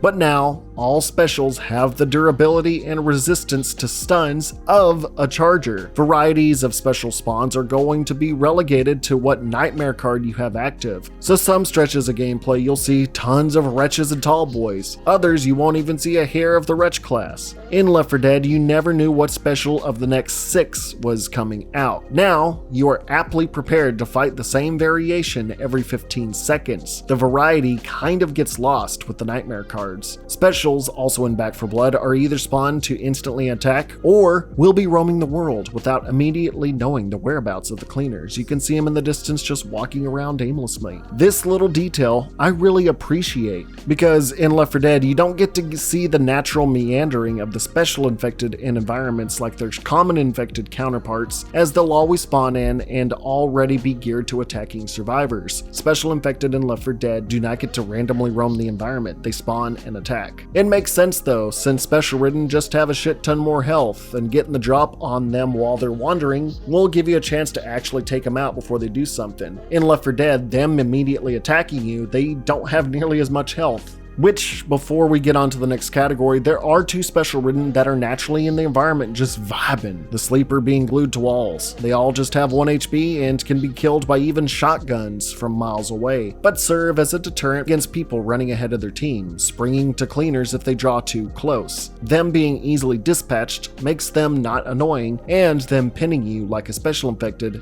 is welcome. But I can't help but think they may have been late additions to the game, as if Turtle Rock forgot to add consistent ways of punishing survivors and pinning them as they go, much like Left 4 Dead had 4 concrete Special Infected that were quite difficult in trying to avoid getting pinned by while avoiding commons. Left 4 Dead was all about pinning people and punishing them if they run ahead. They needed something, but I still don't mind them and like their addition just as much as the easy to dispatch snitches.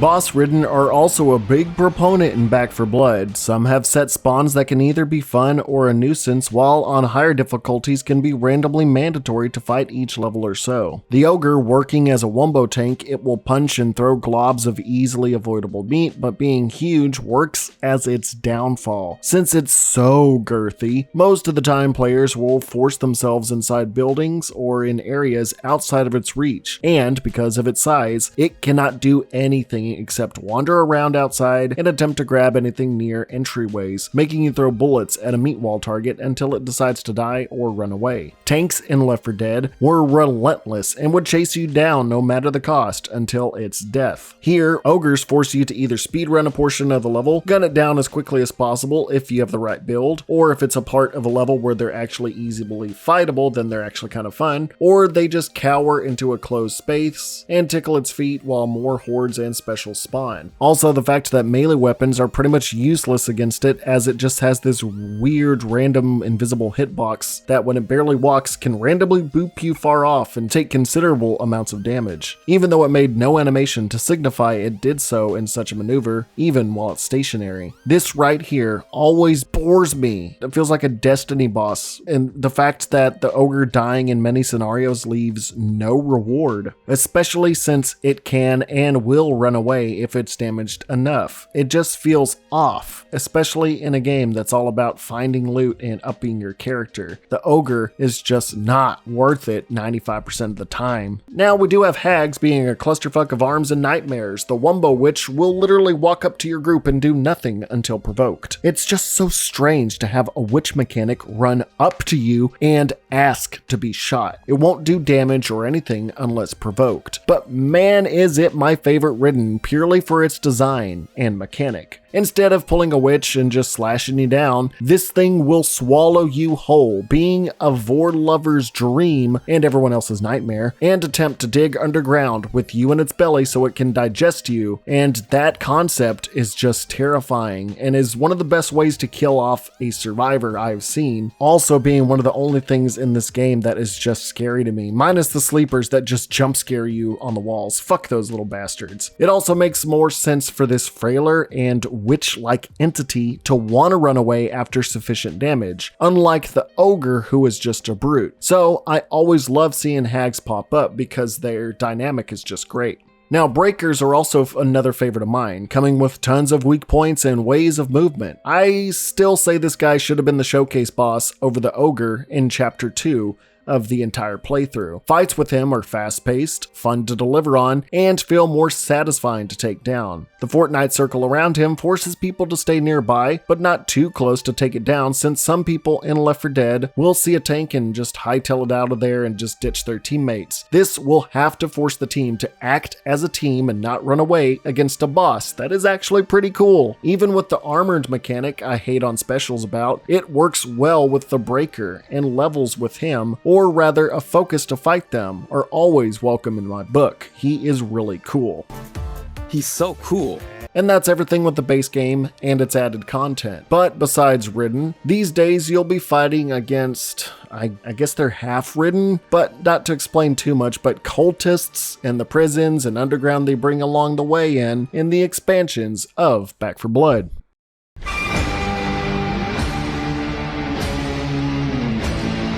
With any game, of course, comes downloadable content in the form of new weapons, characters, and of course, maps and levels to play in. And 1 year into the game's lifespan, and all we have gotten is 2 expansions with maps, 3 new cleaners, redone set specials, and new items. Being someone who bought the Ultimate Edition for myself and others at $100 a pop, seeing the season pass being included meant I expected a tad bit more 1 year in. Coming in on April 12th was the first DLC, Tunnels of Terror, a pretty cool gauntlet roguelike set of 6 maps, all unique in their designs and how you must go through them each time. Some being cavernous with parkouring required and the danger of falling to your death due to your own fault or the fault of Ridden that boop you off. Mazes like mine sectors that you can get lost in, acid-held nightmares because of fucking course there needed to be an acid one, with pools of acid everywhere, and some being a cavern of blood and more. The set design and aesthetic is top notch here. They did a fantastic job.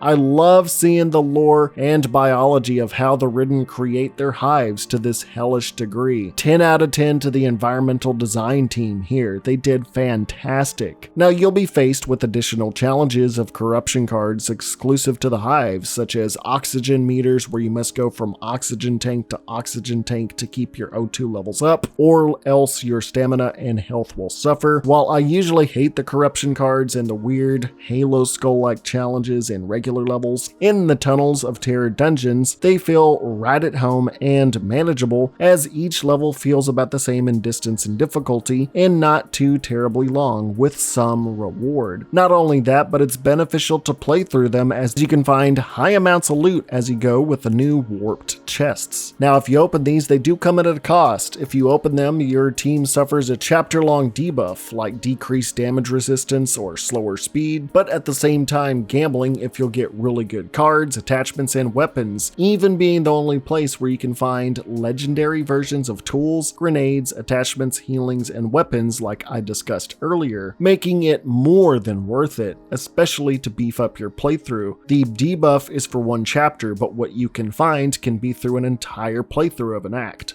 Once you find an escape ladder, you can choose to leave early for minimal rewards, or you can choose to risk it for the biscuit and get tons of rewards by getting to the very end. It's a high risk, high reward game deviation that I really enjoy and appreciate. It is really cool. There's also incentive to specifically play this mode, as Tunnels of Terror adds a new currency system of skull totems. You'll still earn supply points in these levels for each completion, but now each map you can acquire up to 3 skull totems you can use as a melee weapon during that playthrough, and if you bring it to the end of the tunnel, you can exchange them for exclusive rewards at the hub world, although you'll probably need about 27 of them if you actually want to get that cool skin at the end of the FOMO track. Also, the skull totems are pretty fun to use. Their damage ramps up with how many you have combined, and even though it has a downward swing, it can one-shot basically any Special Ridden. You'll have some rare occasions where you will find ways to go even deeper into these Tunnels of Terror hives, and these are known as inner hives. You're not guaranteed to find them, but when you do, this is where the fun and probably the best thing Back 4 Blood has ever released comes to face out in this gauntlet. Honestly, this was the most fun I've had in the game in my entirety of playing through it. The sheer awe of just looking at all this orange hue in this tunnel, looking at the heart, the amounts of loot you can find, and this just the way the fight plays out is so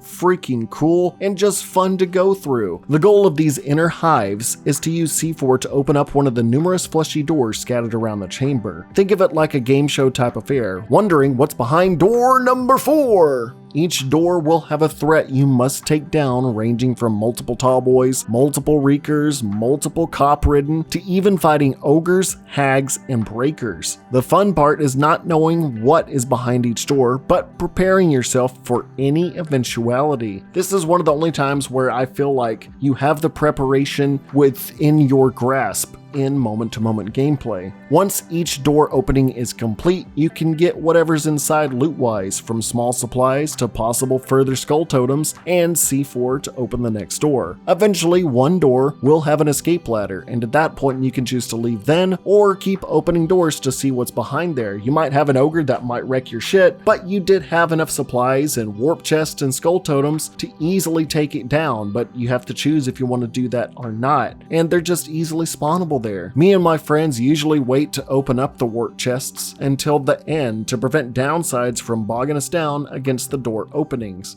Also, in this inner hive, this is the only time fighting boss ridden feels genuinely rewarding to me, and there's actual rewards for doing so. This little part here is a far deviation from Left 4 Dead. But you know what? It's a perfect way to utilize everything about Back 4 Blood and its elements in my opinion. All the boss infected are fun to fight here. The ogre's fun to fight here, even though I hate fighting the ogre. I hate the fact that the game spawns tons of specials, but I don't mind it here because it's fun to just see them all pop up at once and attack. You have ways to prepare, use your cards, use attachments. Every aspect of Back 4 Blood works here, and in my opinion, only here to the best degree. And yeah, while you now have to grind for skull totems, I don't mind it at all in this challenge mode, like assortments of maps and the rewards you get for your playthrough are more than great. It's genuinely the funnest time I've had playing Back 4 Blood in the year that it's been out. There's only one problem. I'd say it's a pristine addition to the game, but you're probably wondering how this is accessible if it makes your act better by having supplies, or how it would affect your playthrough if it's just a one and done chapter that might just possibly become 2 chapters. Well, the way in which you access it is completely asinine to me. Instead of having a separate level to choose in which you can start it from, you must play through older levels for a chance at finding the purple entry points just to get into the Tunnels of Terror hives. That's right, the very first big DLC Turtle Rock releases for Back 4 Blood forces you to replay old levels in the hopes of playing new levels, with no guarantee each chapter will spawn these Ridden Hive entry points. Content that requires playthroughs of old content just to access this does not feel like something that should be the very first piece of downloadable content for a game like this. In fact, Tunnels of Terror should have been one of the last DLC expansions if it really wanted to have this entry point mechanic. People waited 6 months for new stuff to do, and when it finally came around, the devs said, hey, go play those levels that you've done dozens of times over again. You might find new content, tee-hee. Accessing these also means the current chapter you were playing automatically ends in success once you have entered, no matter if it was right outside the beginning safe room, halfway through, or near the ending safe room. So these can also be used to outright skip portions of campaigns, which I'm not too against, as some levels are just bullshit that I do want to skip, and that also means I can get awesome loot for future chapters. I like Tunnels of Terror for that fact, I'm game for it, but it's weird that it's only accessible at all via main levels, and it's not its own separate arena game type. It would have made sense if they made this a mechanic where you could access it to make your act game playthroughs better, but the fact that you can't do it from a main menu at all is just weird to me. It's so much fun, but you have to dig to find it. Yeah, I get it. The hives were made to be accessed this way because of the fun loot you can bring with you, as well as the exclusive Skull Totem currency. It's fun to get legendary weapons to use in a playthrough, and being able to select this and just grind out Skull Totems easily, well, that's not the Turtle Rock way. Turtle Rock doesn't want an easy way to grind out really exclusive currency, so having you hope for the RNG to be on your side just to start this new content is just kinda dumb. But at the end of the day, the Tunnels of Terror are still a nice addition for what it gives you in the end, especially for acts that take you on long chapter playthroughs. It does spice things up in the raw meat of what the base campaign experience of Back 4 Blood is. Oh, also it did come with 2 new cleaners, Old Asian Guy and Firefighter Girl. I barely play them as I was just grinding for cosmetics in my time to get Holly to her nightmare skins and all that, so I didn't really play anybody else, so I can't give you opinions on that. But also, I do have to say, the whole notion of Tunnels of Terror allowing you to skip levels also feels kind of against playing further DLC, as hives even spawn in newer maps on day 1 one of each launch, meaning you could easily just not play new DLC because the old DLC is right there in your face. And speaking of new DLC, let's get into the next part.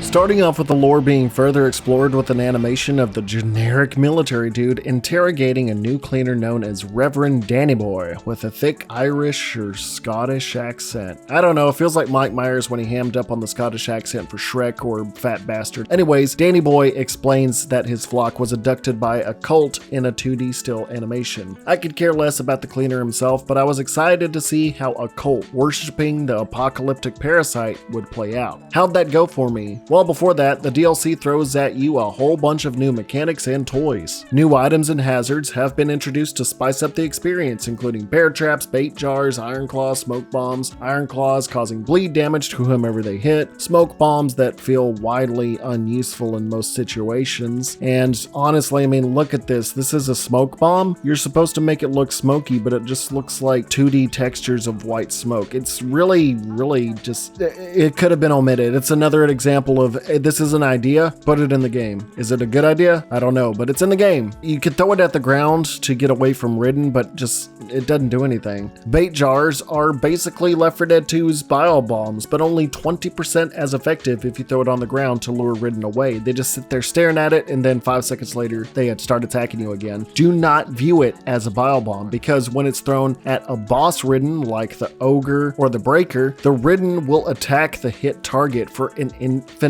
amount of time. Think if you threw a bile bomb at a tank and the common infected never stopped attacking it. That is what the bait jar does. It is a mega bile bomb and a boss killer. That makes it really fucking good, so I can get behind that. And then there's the bear traps that I already mentioned, but they are super situational to use as a cleaner to get enemies in mostly open environments. I feel like this was included just to be really fucking annoying, being a reason for me and my editor Wisefish to start cussing our fucking brains out because we kept stepping in fucking traps that weren't there before or were clipped into the fucking ground. Full stop. I played once with Wisefish on this DLC, and the both of us stepped in traps that weren't visible and clipped into the ground so many times. Play the compilation, bro. It just walks straight.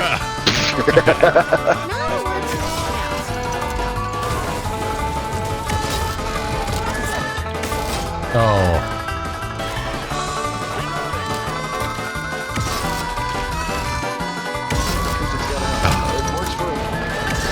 Oh, I'm in a bear trap. Oh my god. Right, fucking bear trap. Made eye contact with it. Oh my. I'm not falling. Oh, for fish trap. Oh my fucking god. Oh, the dog's got it now too. There's a bear trap in the... Oh, for fuck's sake. Fucking hell. Oh my fucking god.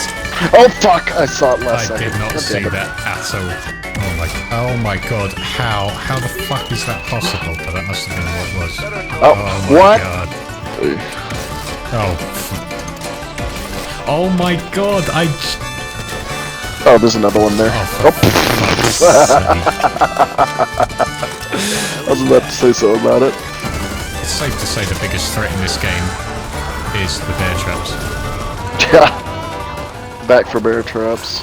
You know, the fact that a fast-paced game like Back 4 Blood that demands constant movement has a litany of bear traps that largely don't work as intended and then keep you in place to a loading bar before you can get out, and then stack that with bleed damage is just, again, annoying for difficulty's sake. And they probably just saw Dead by Daylight, saw the bear trap, and were like, sounds like a good idea. But it's just not fun to use and not fun to go against. You can call me fucking stupid. That's what my friends Murmur and TK called me because I kept stepping in them, but hey, I don't like it. Using these new supplies, you'll also be dealing with brand new enemies out to kill you, or at least spam annoying ass dialogue and make you question the devil worm outbreak more than ever before, with the new human enemy types of the cultists, running from the crone to the pus flinger, the slasher, and the sniper. The slasher never feels like a powerhouse like it looks like it would be. I like his design, but all it really is a pure melee built charger who does bleed damage, and really the only reason exists to me is to provide the player with a canon reason for there being Wolverine claws to use as a new melee weapon. And honestly, the claws are pretty cool, but they're just not an efficient melee weapon like the bat and machete, even with the bleed damage included. Plus, the slasher is just way too easy to take down. It's like a mini version of the bruiser that you can just easily take out. The crone just being a nasally woman with a knack for wanting to swallow your soul.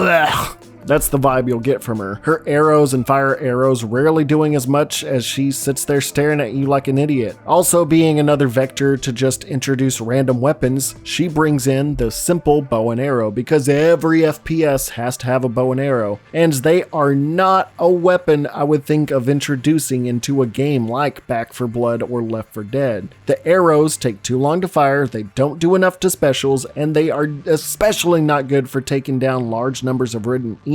So it's just largely something I see on the ground and just go, ew. There's the sniper, you can see their red laser sights pointing out, and they can do lots of damage to you. Honestly, this feels more like a Call of Duty campaign when they have their snipers trained on you, and it kind of kills the vibe of the whole Left 4 Dead Back 4 Blood kind of thing, and it's just weird that it was implemented. They thought, okay, we need to think of more enemy types, but we don't want to think of doing more ridden, so let's do what every other FPS does. Let's introduce a sniper. But they're easy to take down, and they're fun to watch when they die because they have all set animations of them falling out windows.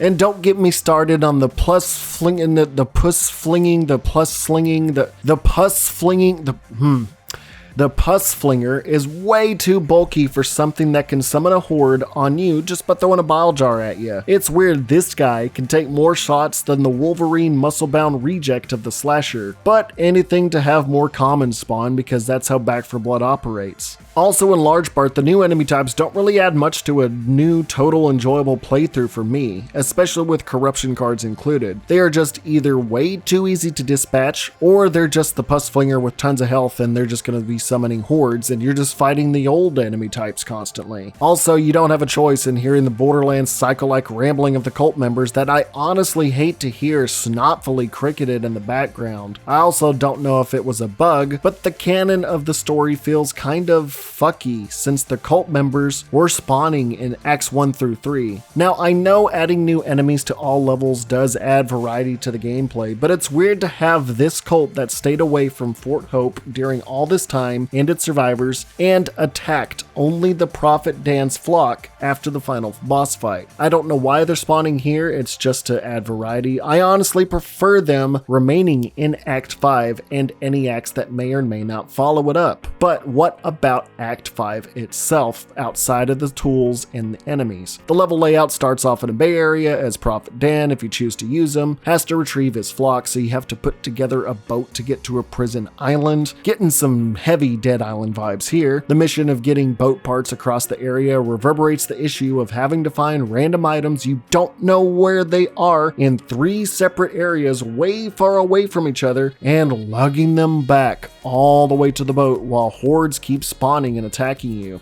I'm not really a fan of these types of levels. Scavenge was my least favorite game type in Left 4 Dead 2. Even if it changes up what you're carrying, where you can carry a steering wheel and shit, I'm not a fan. Now, on the bright side, you can now eat food for random benefits throughout the level because zombie games always have to have you eating random food on the ground for health benefits or other stuff. Now, once you fight a horde and get the boat going, the real story begins at the prison island of the cult, where snipers train their sights on you and fight their legions of human people. This is a pretty cool introduction, and I kinda wished that the DLC started here. You'll face off in 2 separate arenas, the first of which houses an ogre you must defeat in a small space, which, viewing from above, is finally cool to at least spectate an ogre without instantly attacking you, but fighting in close quarters, considering its weird hitbox, can have you bouncing around as you avoid other ridden, and it can be annoying. You're also in the prison, and there's a lot of cool set pieces that you can see, but you have to go and free people, and you can get lost pretty easily. There's the traps everywhere. There's just a lot of stuff that gets set off that summons hordes. And honestly, it's just not fun to go through this prison. There's a second arena where you are swarmed by, again, half-ridden, watching the brawl go down in a sacrificial ceremony-like event. Although this just feels like yet another Borderlands kind of trope where you have an arena fight with psychos hanging above going, yeah,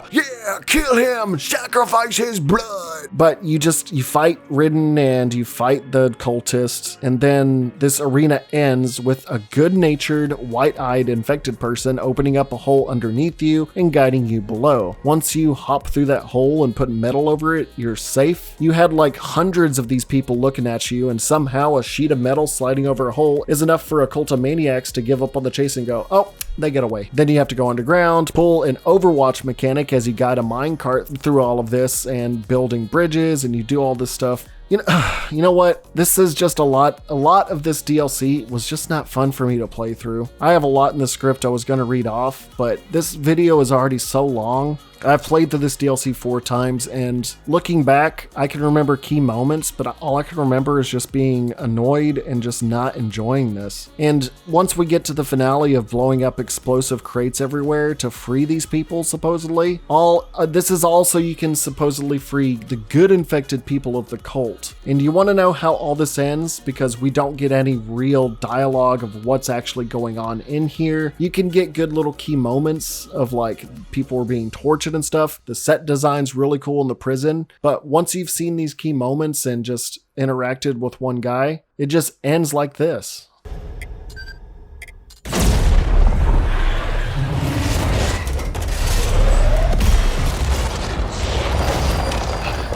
So what's that? You wanted lore on the cult? Wanted to know? Are you kidding me? As for us, we're just getting started. Oh, fuck off with that.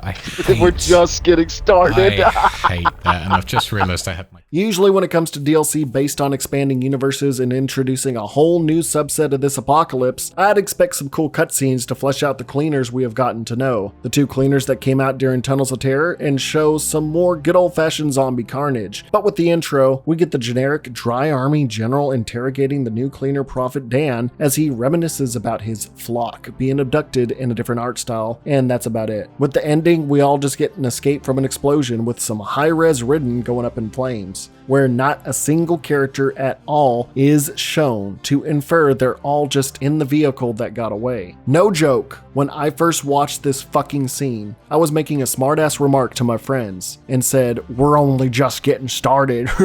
Only for the generic, easily writable army general dude to say that exact same thing 1 second after me. You have no idea how much I fucking laughed because I was just baffled at not only just the dialogue being that predictable, but it was a cop-out to a cliffhanger for this concept. We waited 9 months for something that feels like an actual expansion on the story and lore, and we get this? It's like Destiny when they pulled the whole narrative thing of, I don't even have time to explain why I don't have time to explain. You have a neat concept for this supposedly sentient worm-ridden people and explaining them and the innocent victims and what they do. And instead, we get build a boat, go to island, there's talking zombies. Some of them are cool, looks like they do fucked up shit. Free people and get out. I know Left 4 Dead and in part Back 4 Blood use environmental storytelling to give people room to explain for themselves. But you don't introduce a whole new concept of this pandemic and then just dangle it in our faces and then go, yep,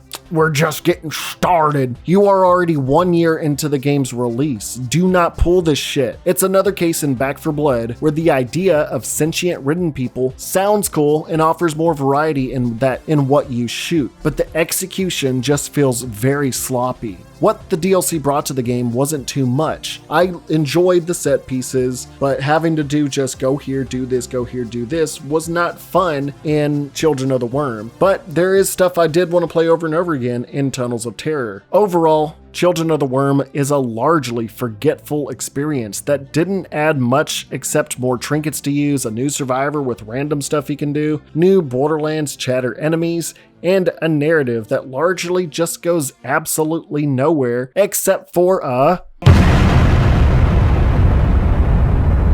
Now we've covered just about every base there is, except for what was the most important part of bringing back the Left 4 Dead formula to me and many others.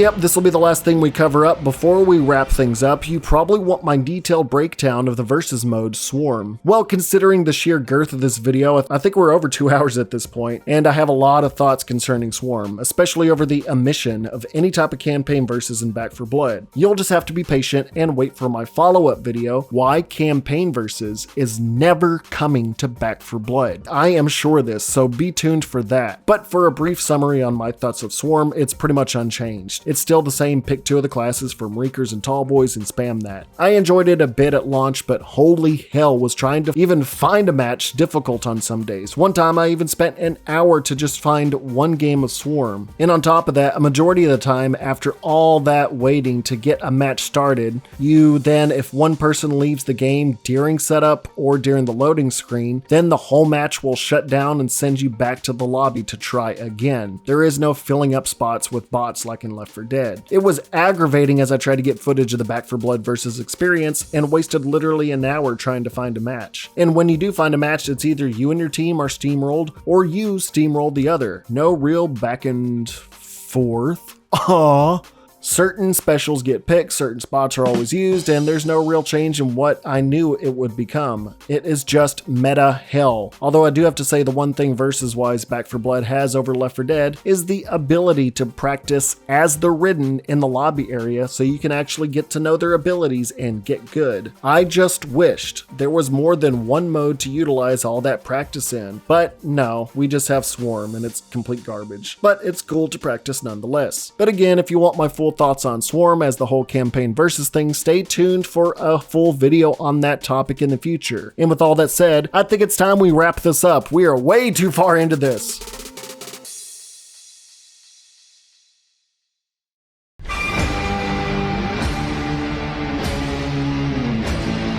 So what are my general thoughts on Back 4 Blood now that a full brain dump is out on the table? How has 1 year treated it in its favorability, playability, and replayability? Well, Turtle Rock has improved in some areas. The card system is better than ever, albeit any build you might enjoy may get nerfed to the ground at some point if enough people have the cursed word of fun with it and the tryhards start crying about it. The gunplay is solid, the Ridden are still a cluttered mess of ideas, but some are fun to fight. The Tunnels of Terror gave a breath of fresh air to the game. However, you have to find that oxygen tank to even breathe it in, and that's in a random hole on a map that you have to find in older content. And then you have the Children of the Worm that feels monotonous and boring and raises more question than answers lore-wise. To be completely honest, the funnest part of the game is bringing friends into the hub area and just killing each other, which there's no zombies involved in that. So yeah, just sit in the hub area and kill each other. The game has way too much it wants to do, so because of that, it under-delivers in every direction it pulls itself in. If you stretch yourself thin in every direction you're pulling yourself in isn't going to have enough of what you're wanting to do. You're trying to be League of Legends and Overwatch by introducing new characters every few months. While that is neat, it doesn't add much in terms of replayability except a small ability that could easily bin a card perk and a handful of voice lines that you'll just get sick of in a few playthroughs. Looting is super fun with the new legendary weapons that feels like Borderlands levels of gunplay, but they are so rare and far between you'll forget about them once your playthrough is over, and then you're just gonna have to deal with the annoyances of all the regular gun stuff. The characters are just not memorable, and I don't think I'll be seeing legions of animations, compilations, and meme videos on Back 4 Blood like Left 4 Dead has had over the last 10 years. The fact that mod support is never coming on top of campaign versus really cripples this game in comparison to Left 4 Dead. Back 4 Blood wants to be a looter shooter. It wants to be a build-based perk class system like Dead by Daylight and Call of Duty. It tells you how to play it. It has giant bosses that you have to fight like Evolve. It has so many ideas going. It tells you how to play it. It wants to be Left 4 Dead. And that 4 in the title says that. And they said it over and over and over and over again in the trailers and everything leading up to it, and even in their description. But you are never going to escape that legacy that you have forced on yourself. You have made that comparison. Back 4 Blood has a lot of ideas, but the execution is way under expectations. This review is longer than any other game review I've done in the past because there's just so many little things that they compile in this that I had to cover in some way. There's still many things I still haven't covered, but I didn't want this video to be too long. But Back 4 Blood just has way too many ideas. We want to keep adding to the game, working with the community to make the game better. Because that's what keeps it thriving. We're really looking at working on this for as many years as we possibly can. We like creating games that gamers can dedicate themselves to and know that I can always go back and play Back 4 Blood and have a good time. Hopefully 3 years from now, right? When you've bought some game and it let you down, you know, it didn't live up to your expectations, you can always be like, you know what, I'm gonna play Evolve, because goddamn, that game's still fun.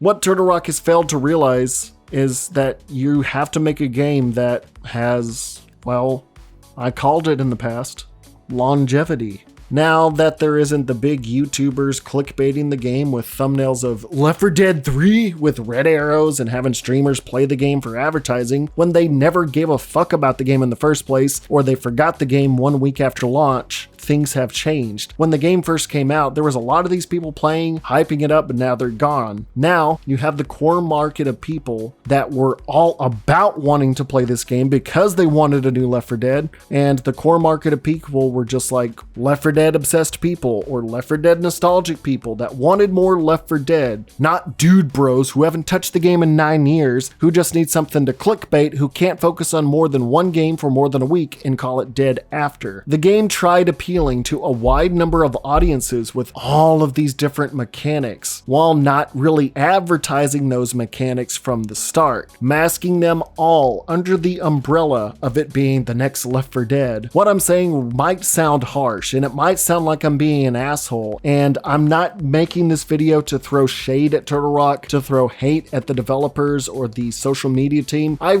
know them, I follow them on Twitter, and they're all really good people, and I want them to continue working on this game and making it better and better. I think it's a great game, and it does have a core audience of people that love it. Hell, even Evolve came back with renewed peer-to-peer servers thanks to support from over 1,000 adoring fans. This game is still going, and I'm all for that. I just still have a lot of issues with it. With the first season pass soon coming to a close, and the second portion of DLC soon to come after, I would assume it's hard to say where I will see Back 4 Blood by October 2023. But to be completely honest, it's going to have to pull a ridden rabbit out of its hive rabbit hole to get its numbers up in any meaningful way outside of the first week each major DLC is released. I want this game to do well. I really do. I had lots of fun with it, but that was only for a week or two. It just, once I unlocked everything, I just didn't care anymore. With everything it excels in, 3 or 4 things dim that light excessively. I have gotten every achievement in this game, well, up until the new DLC came out, and played my fair share and gotten the cosmetics I wanted.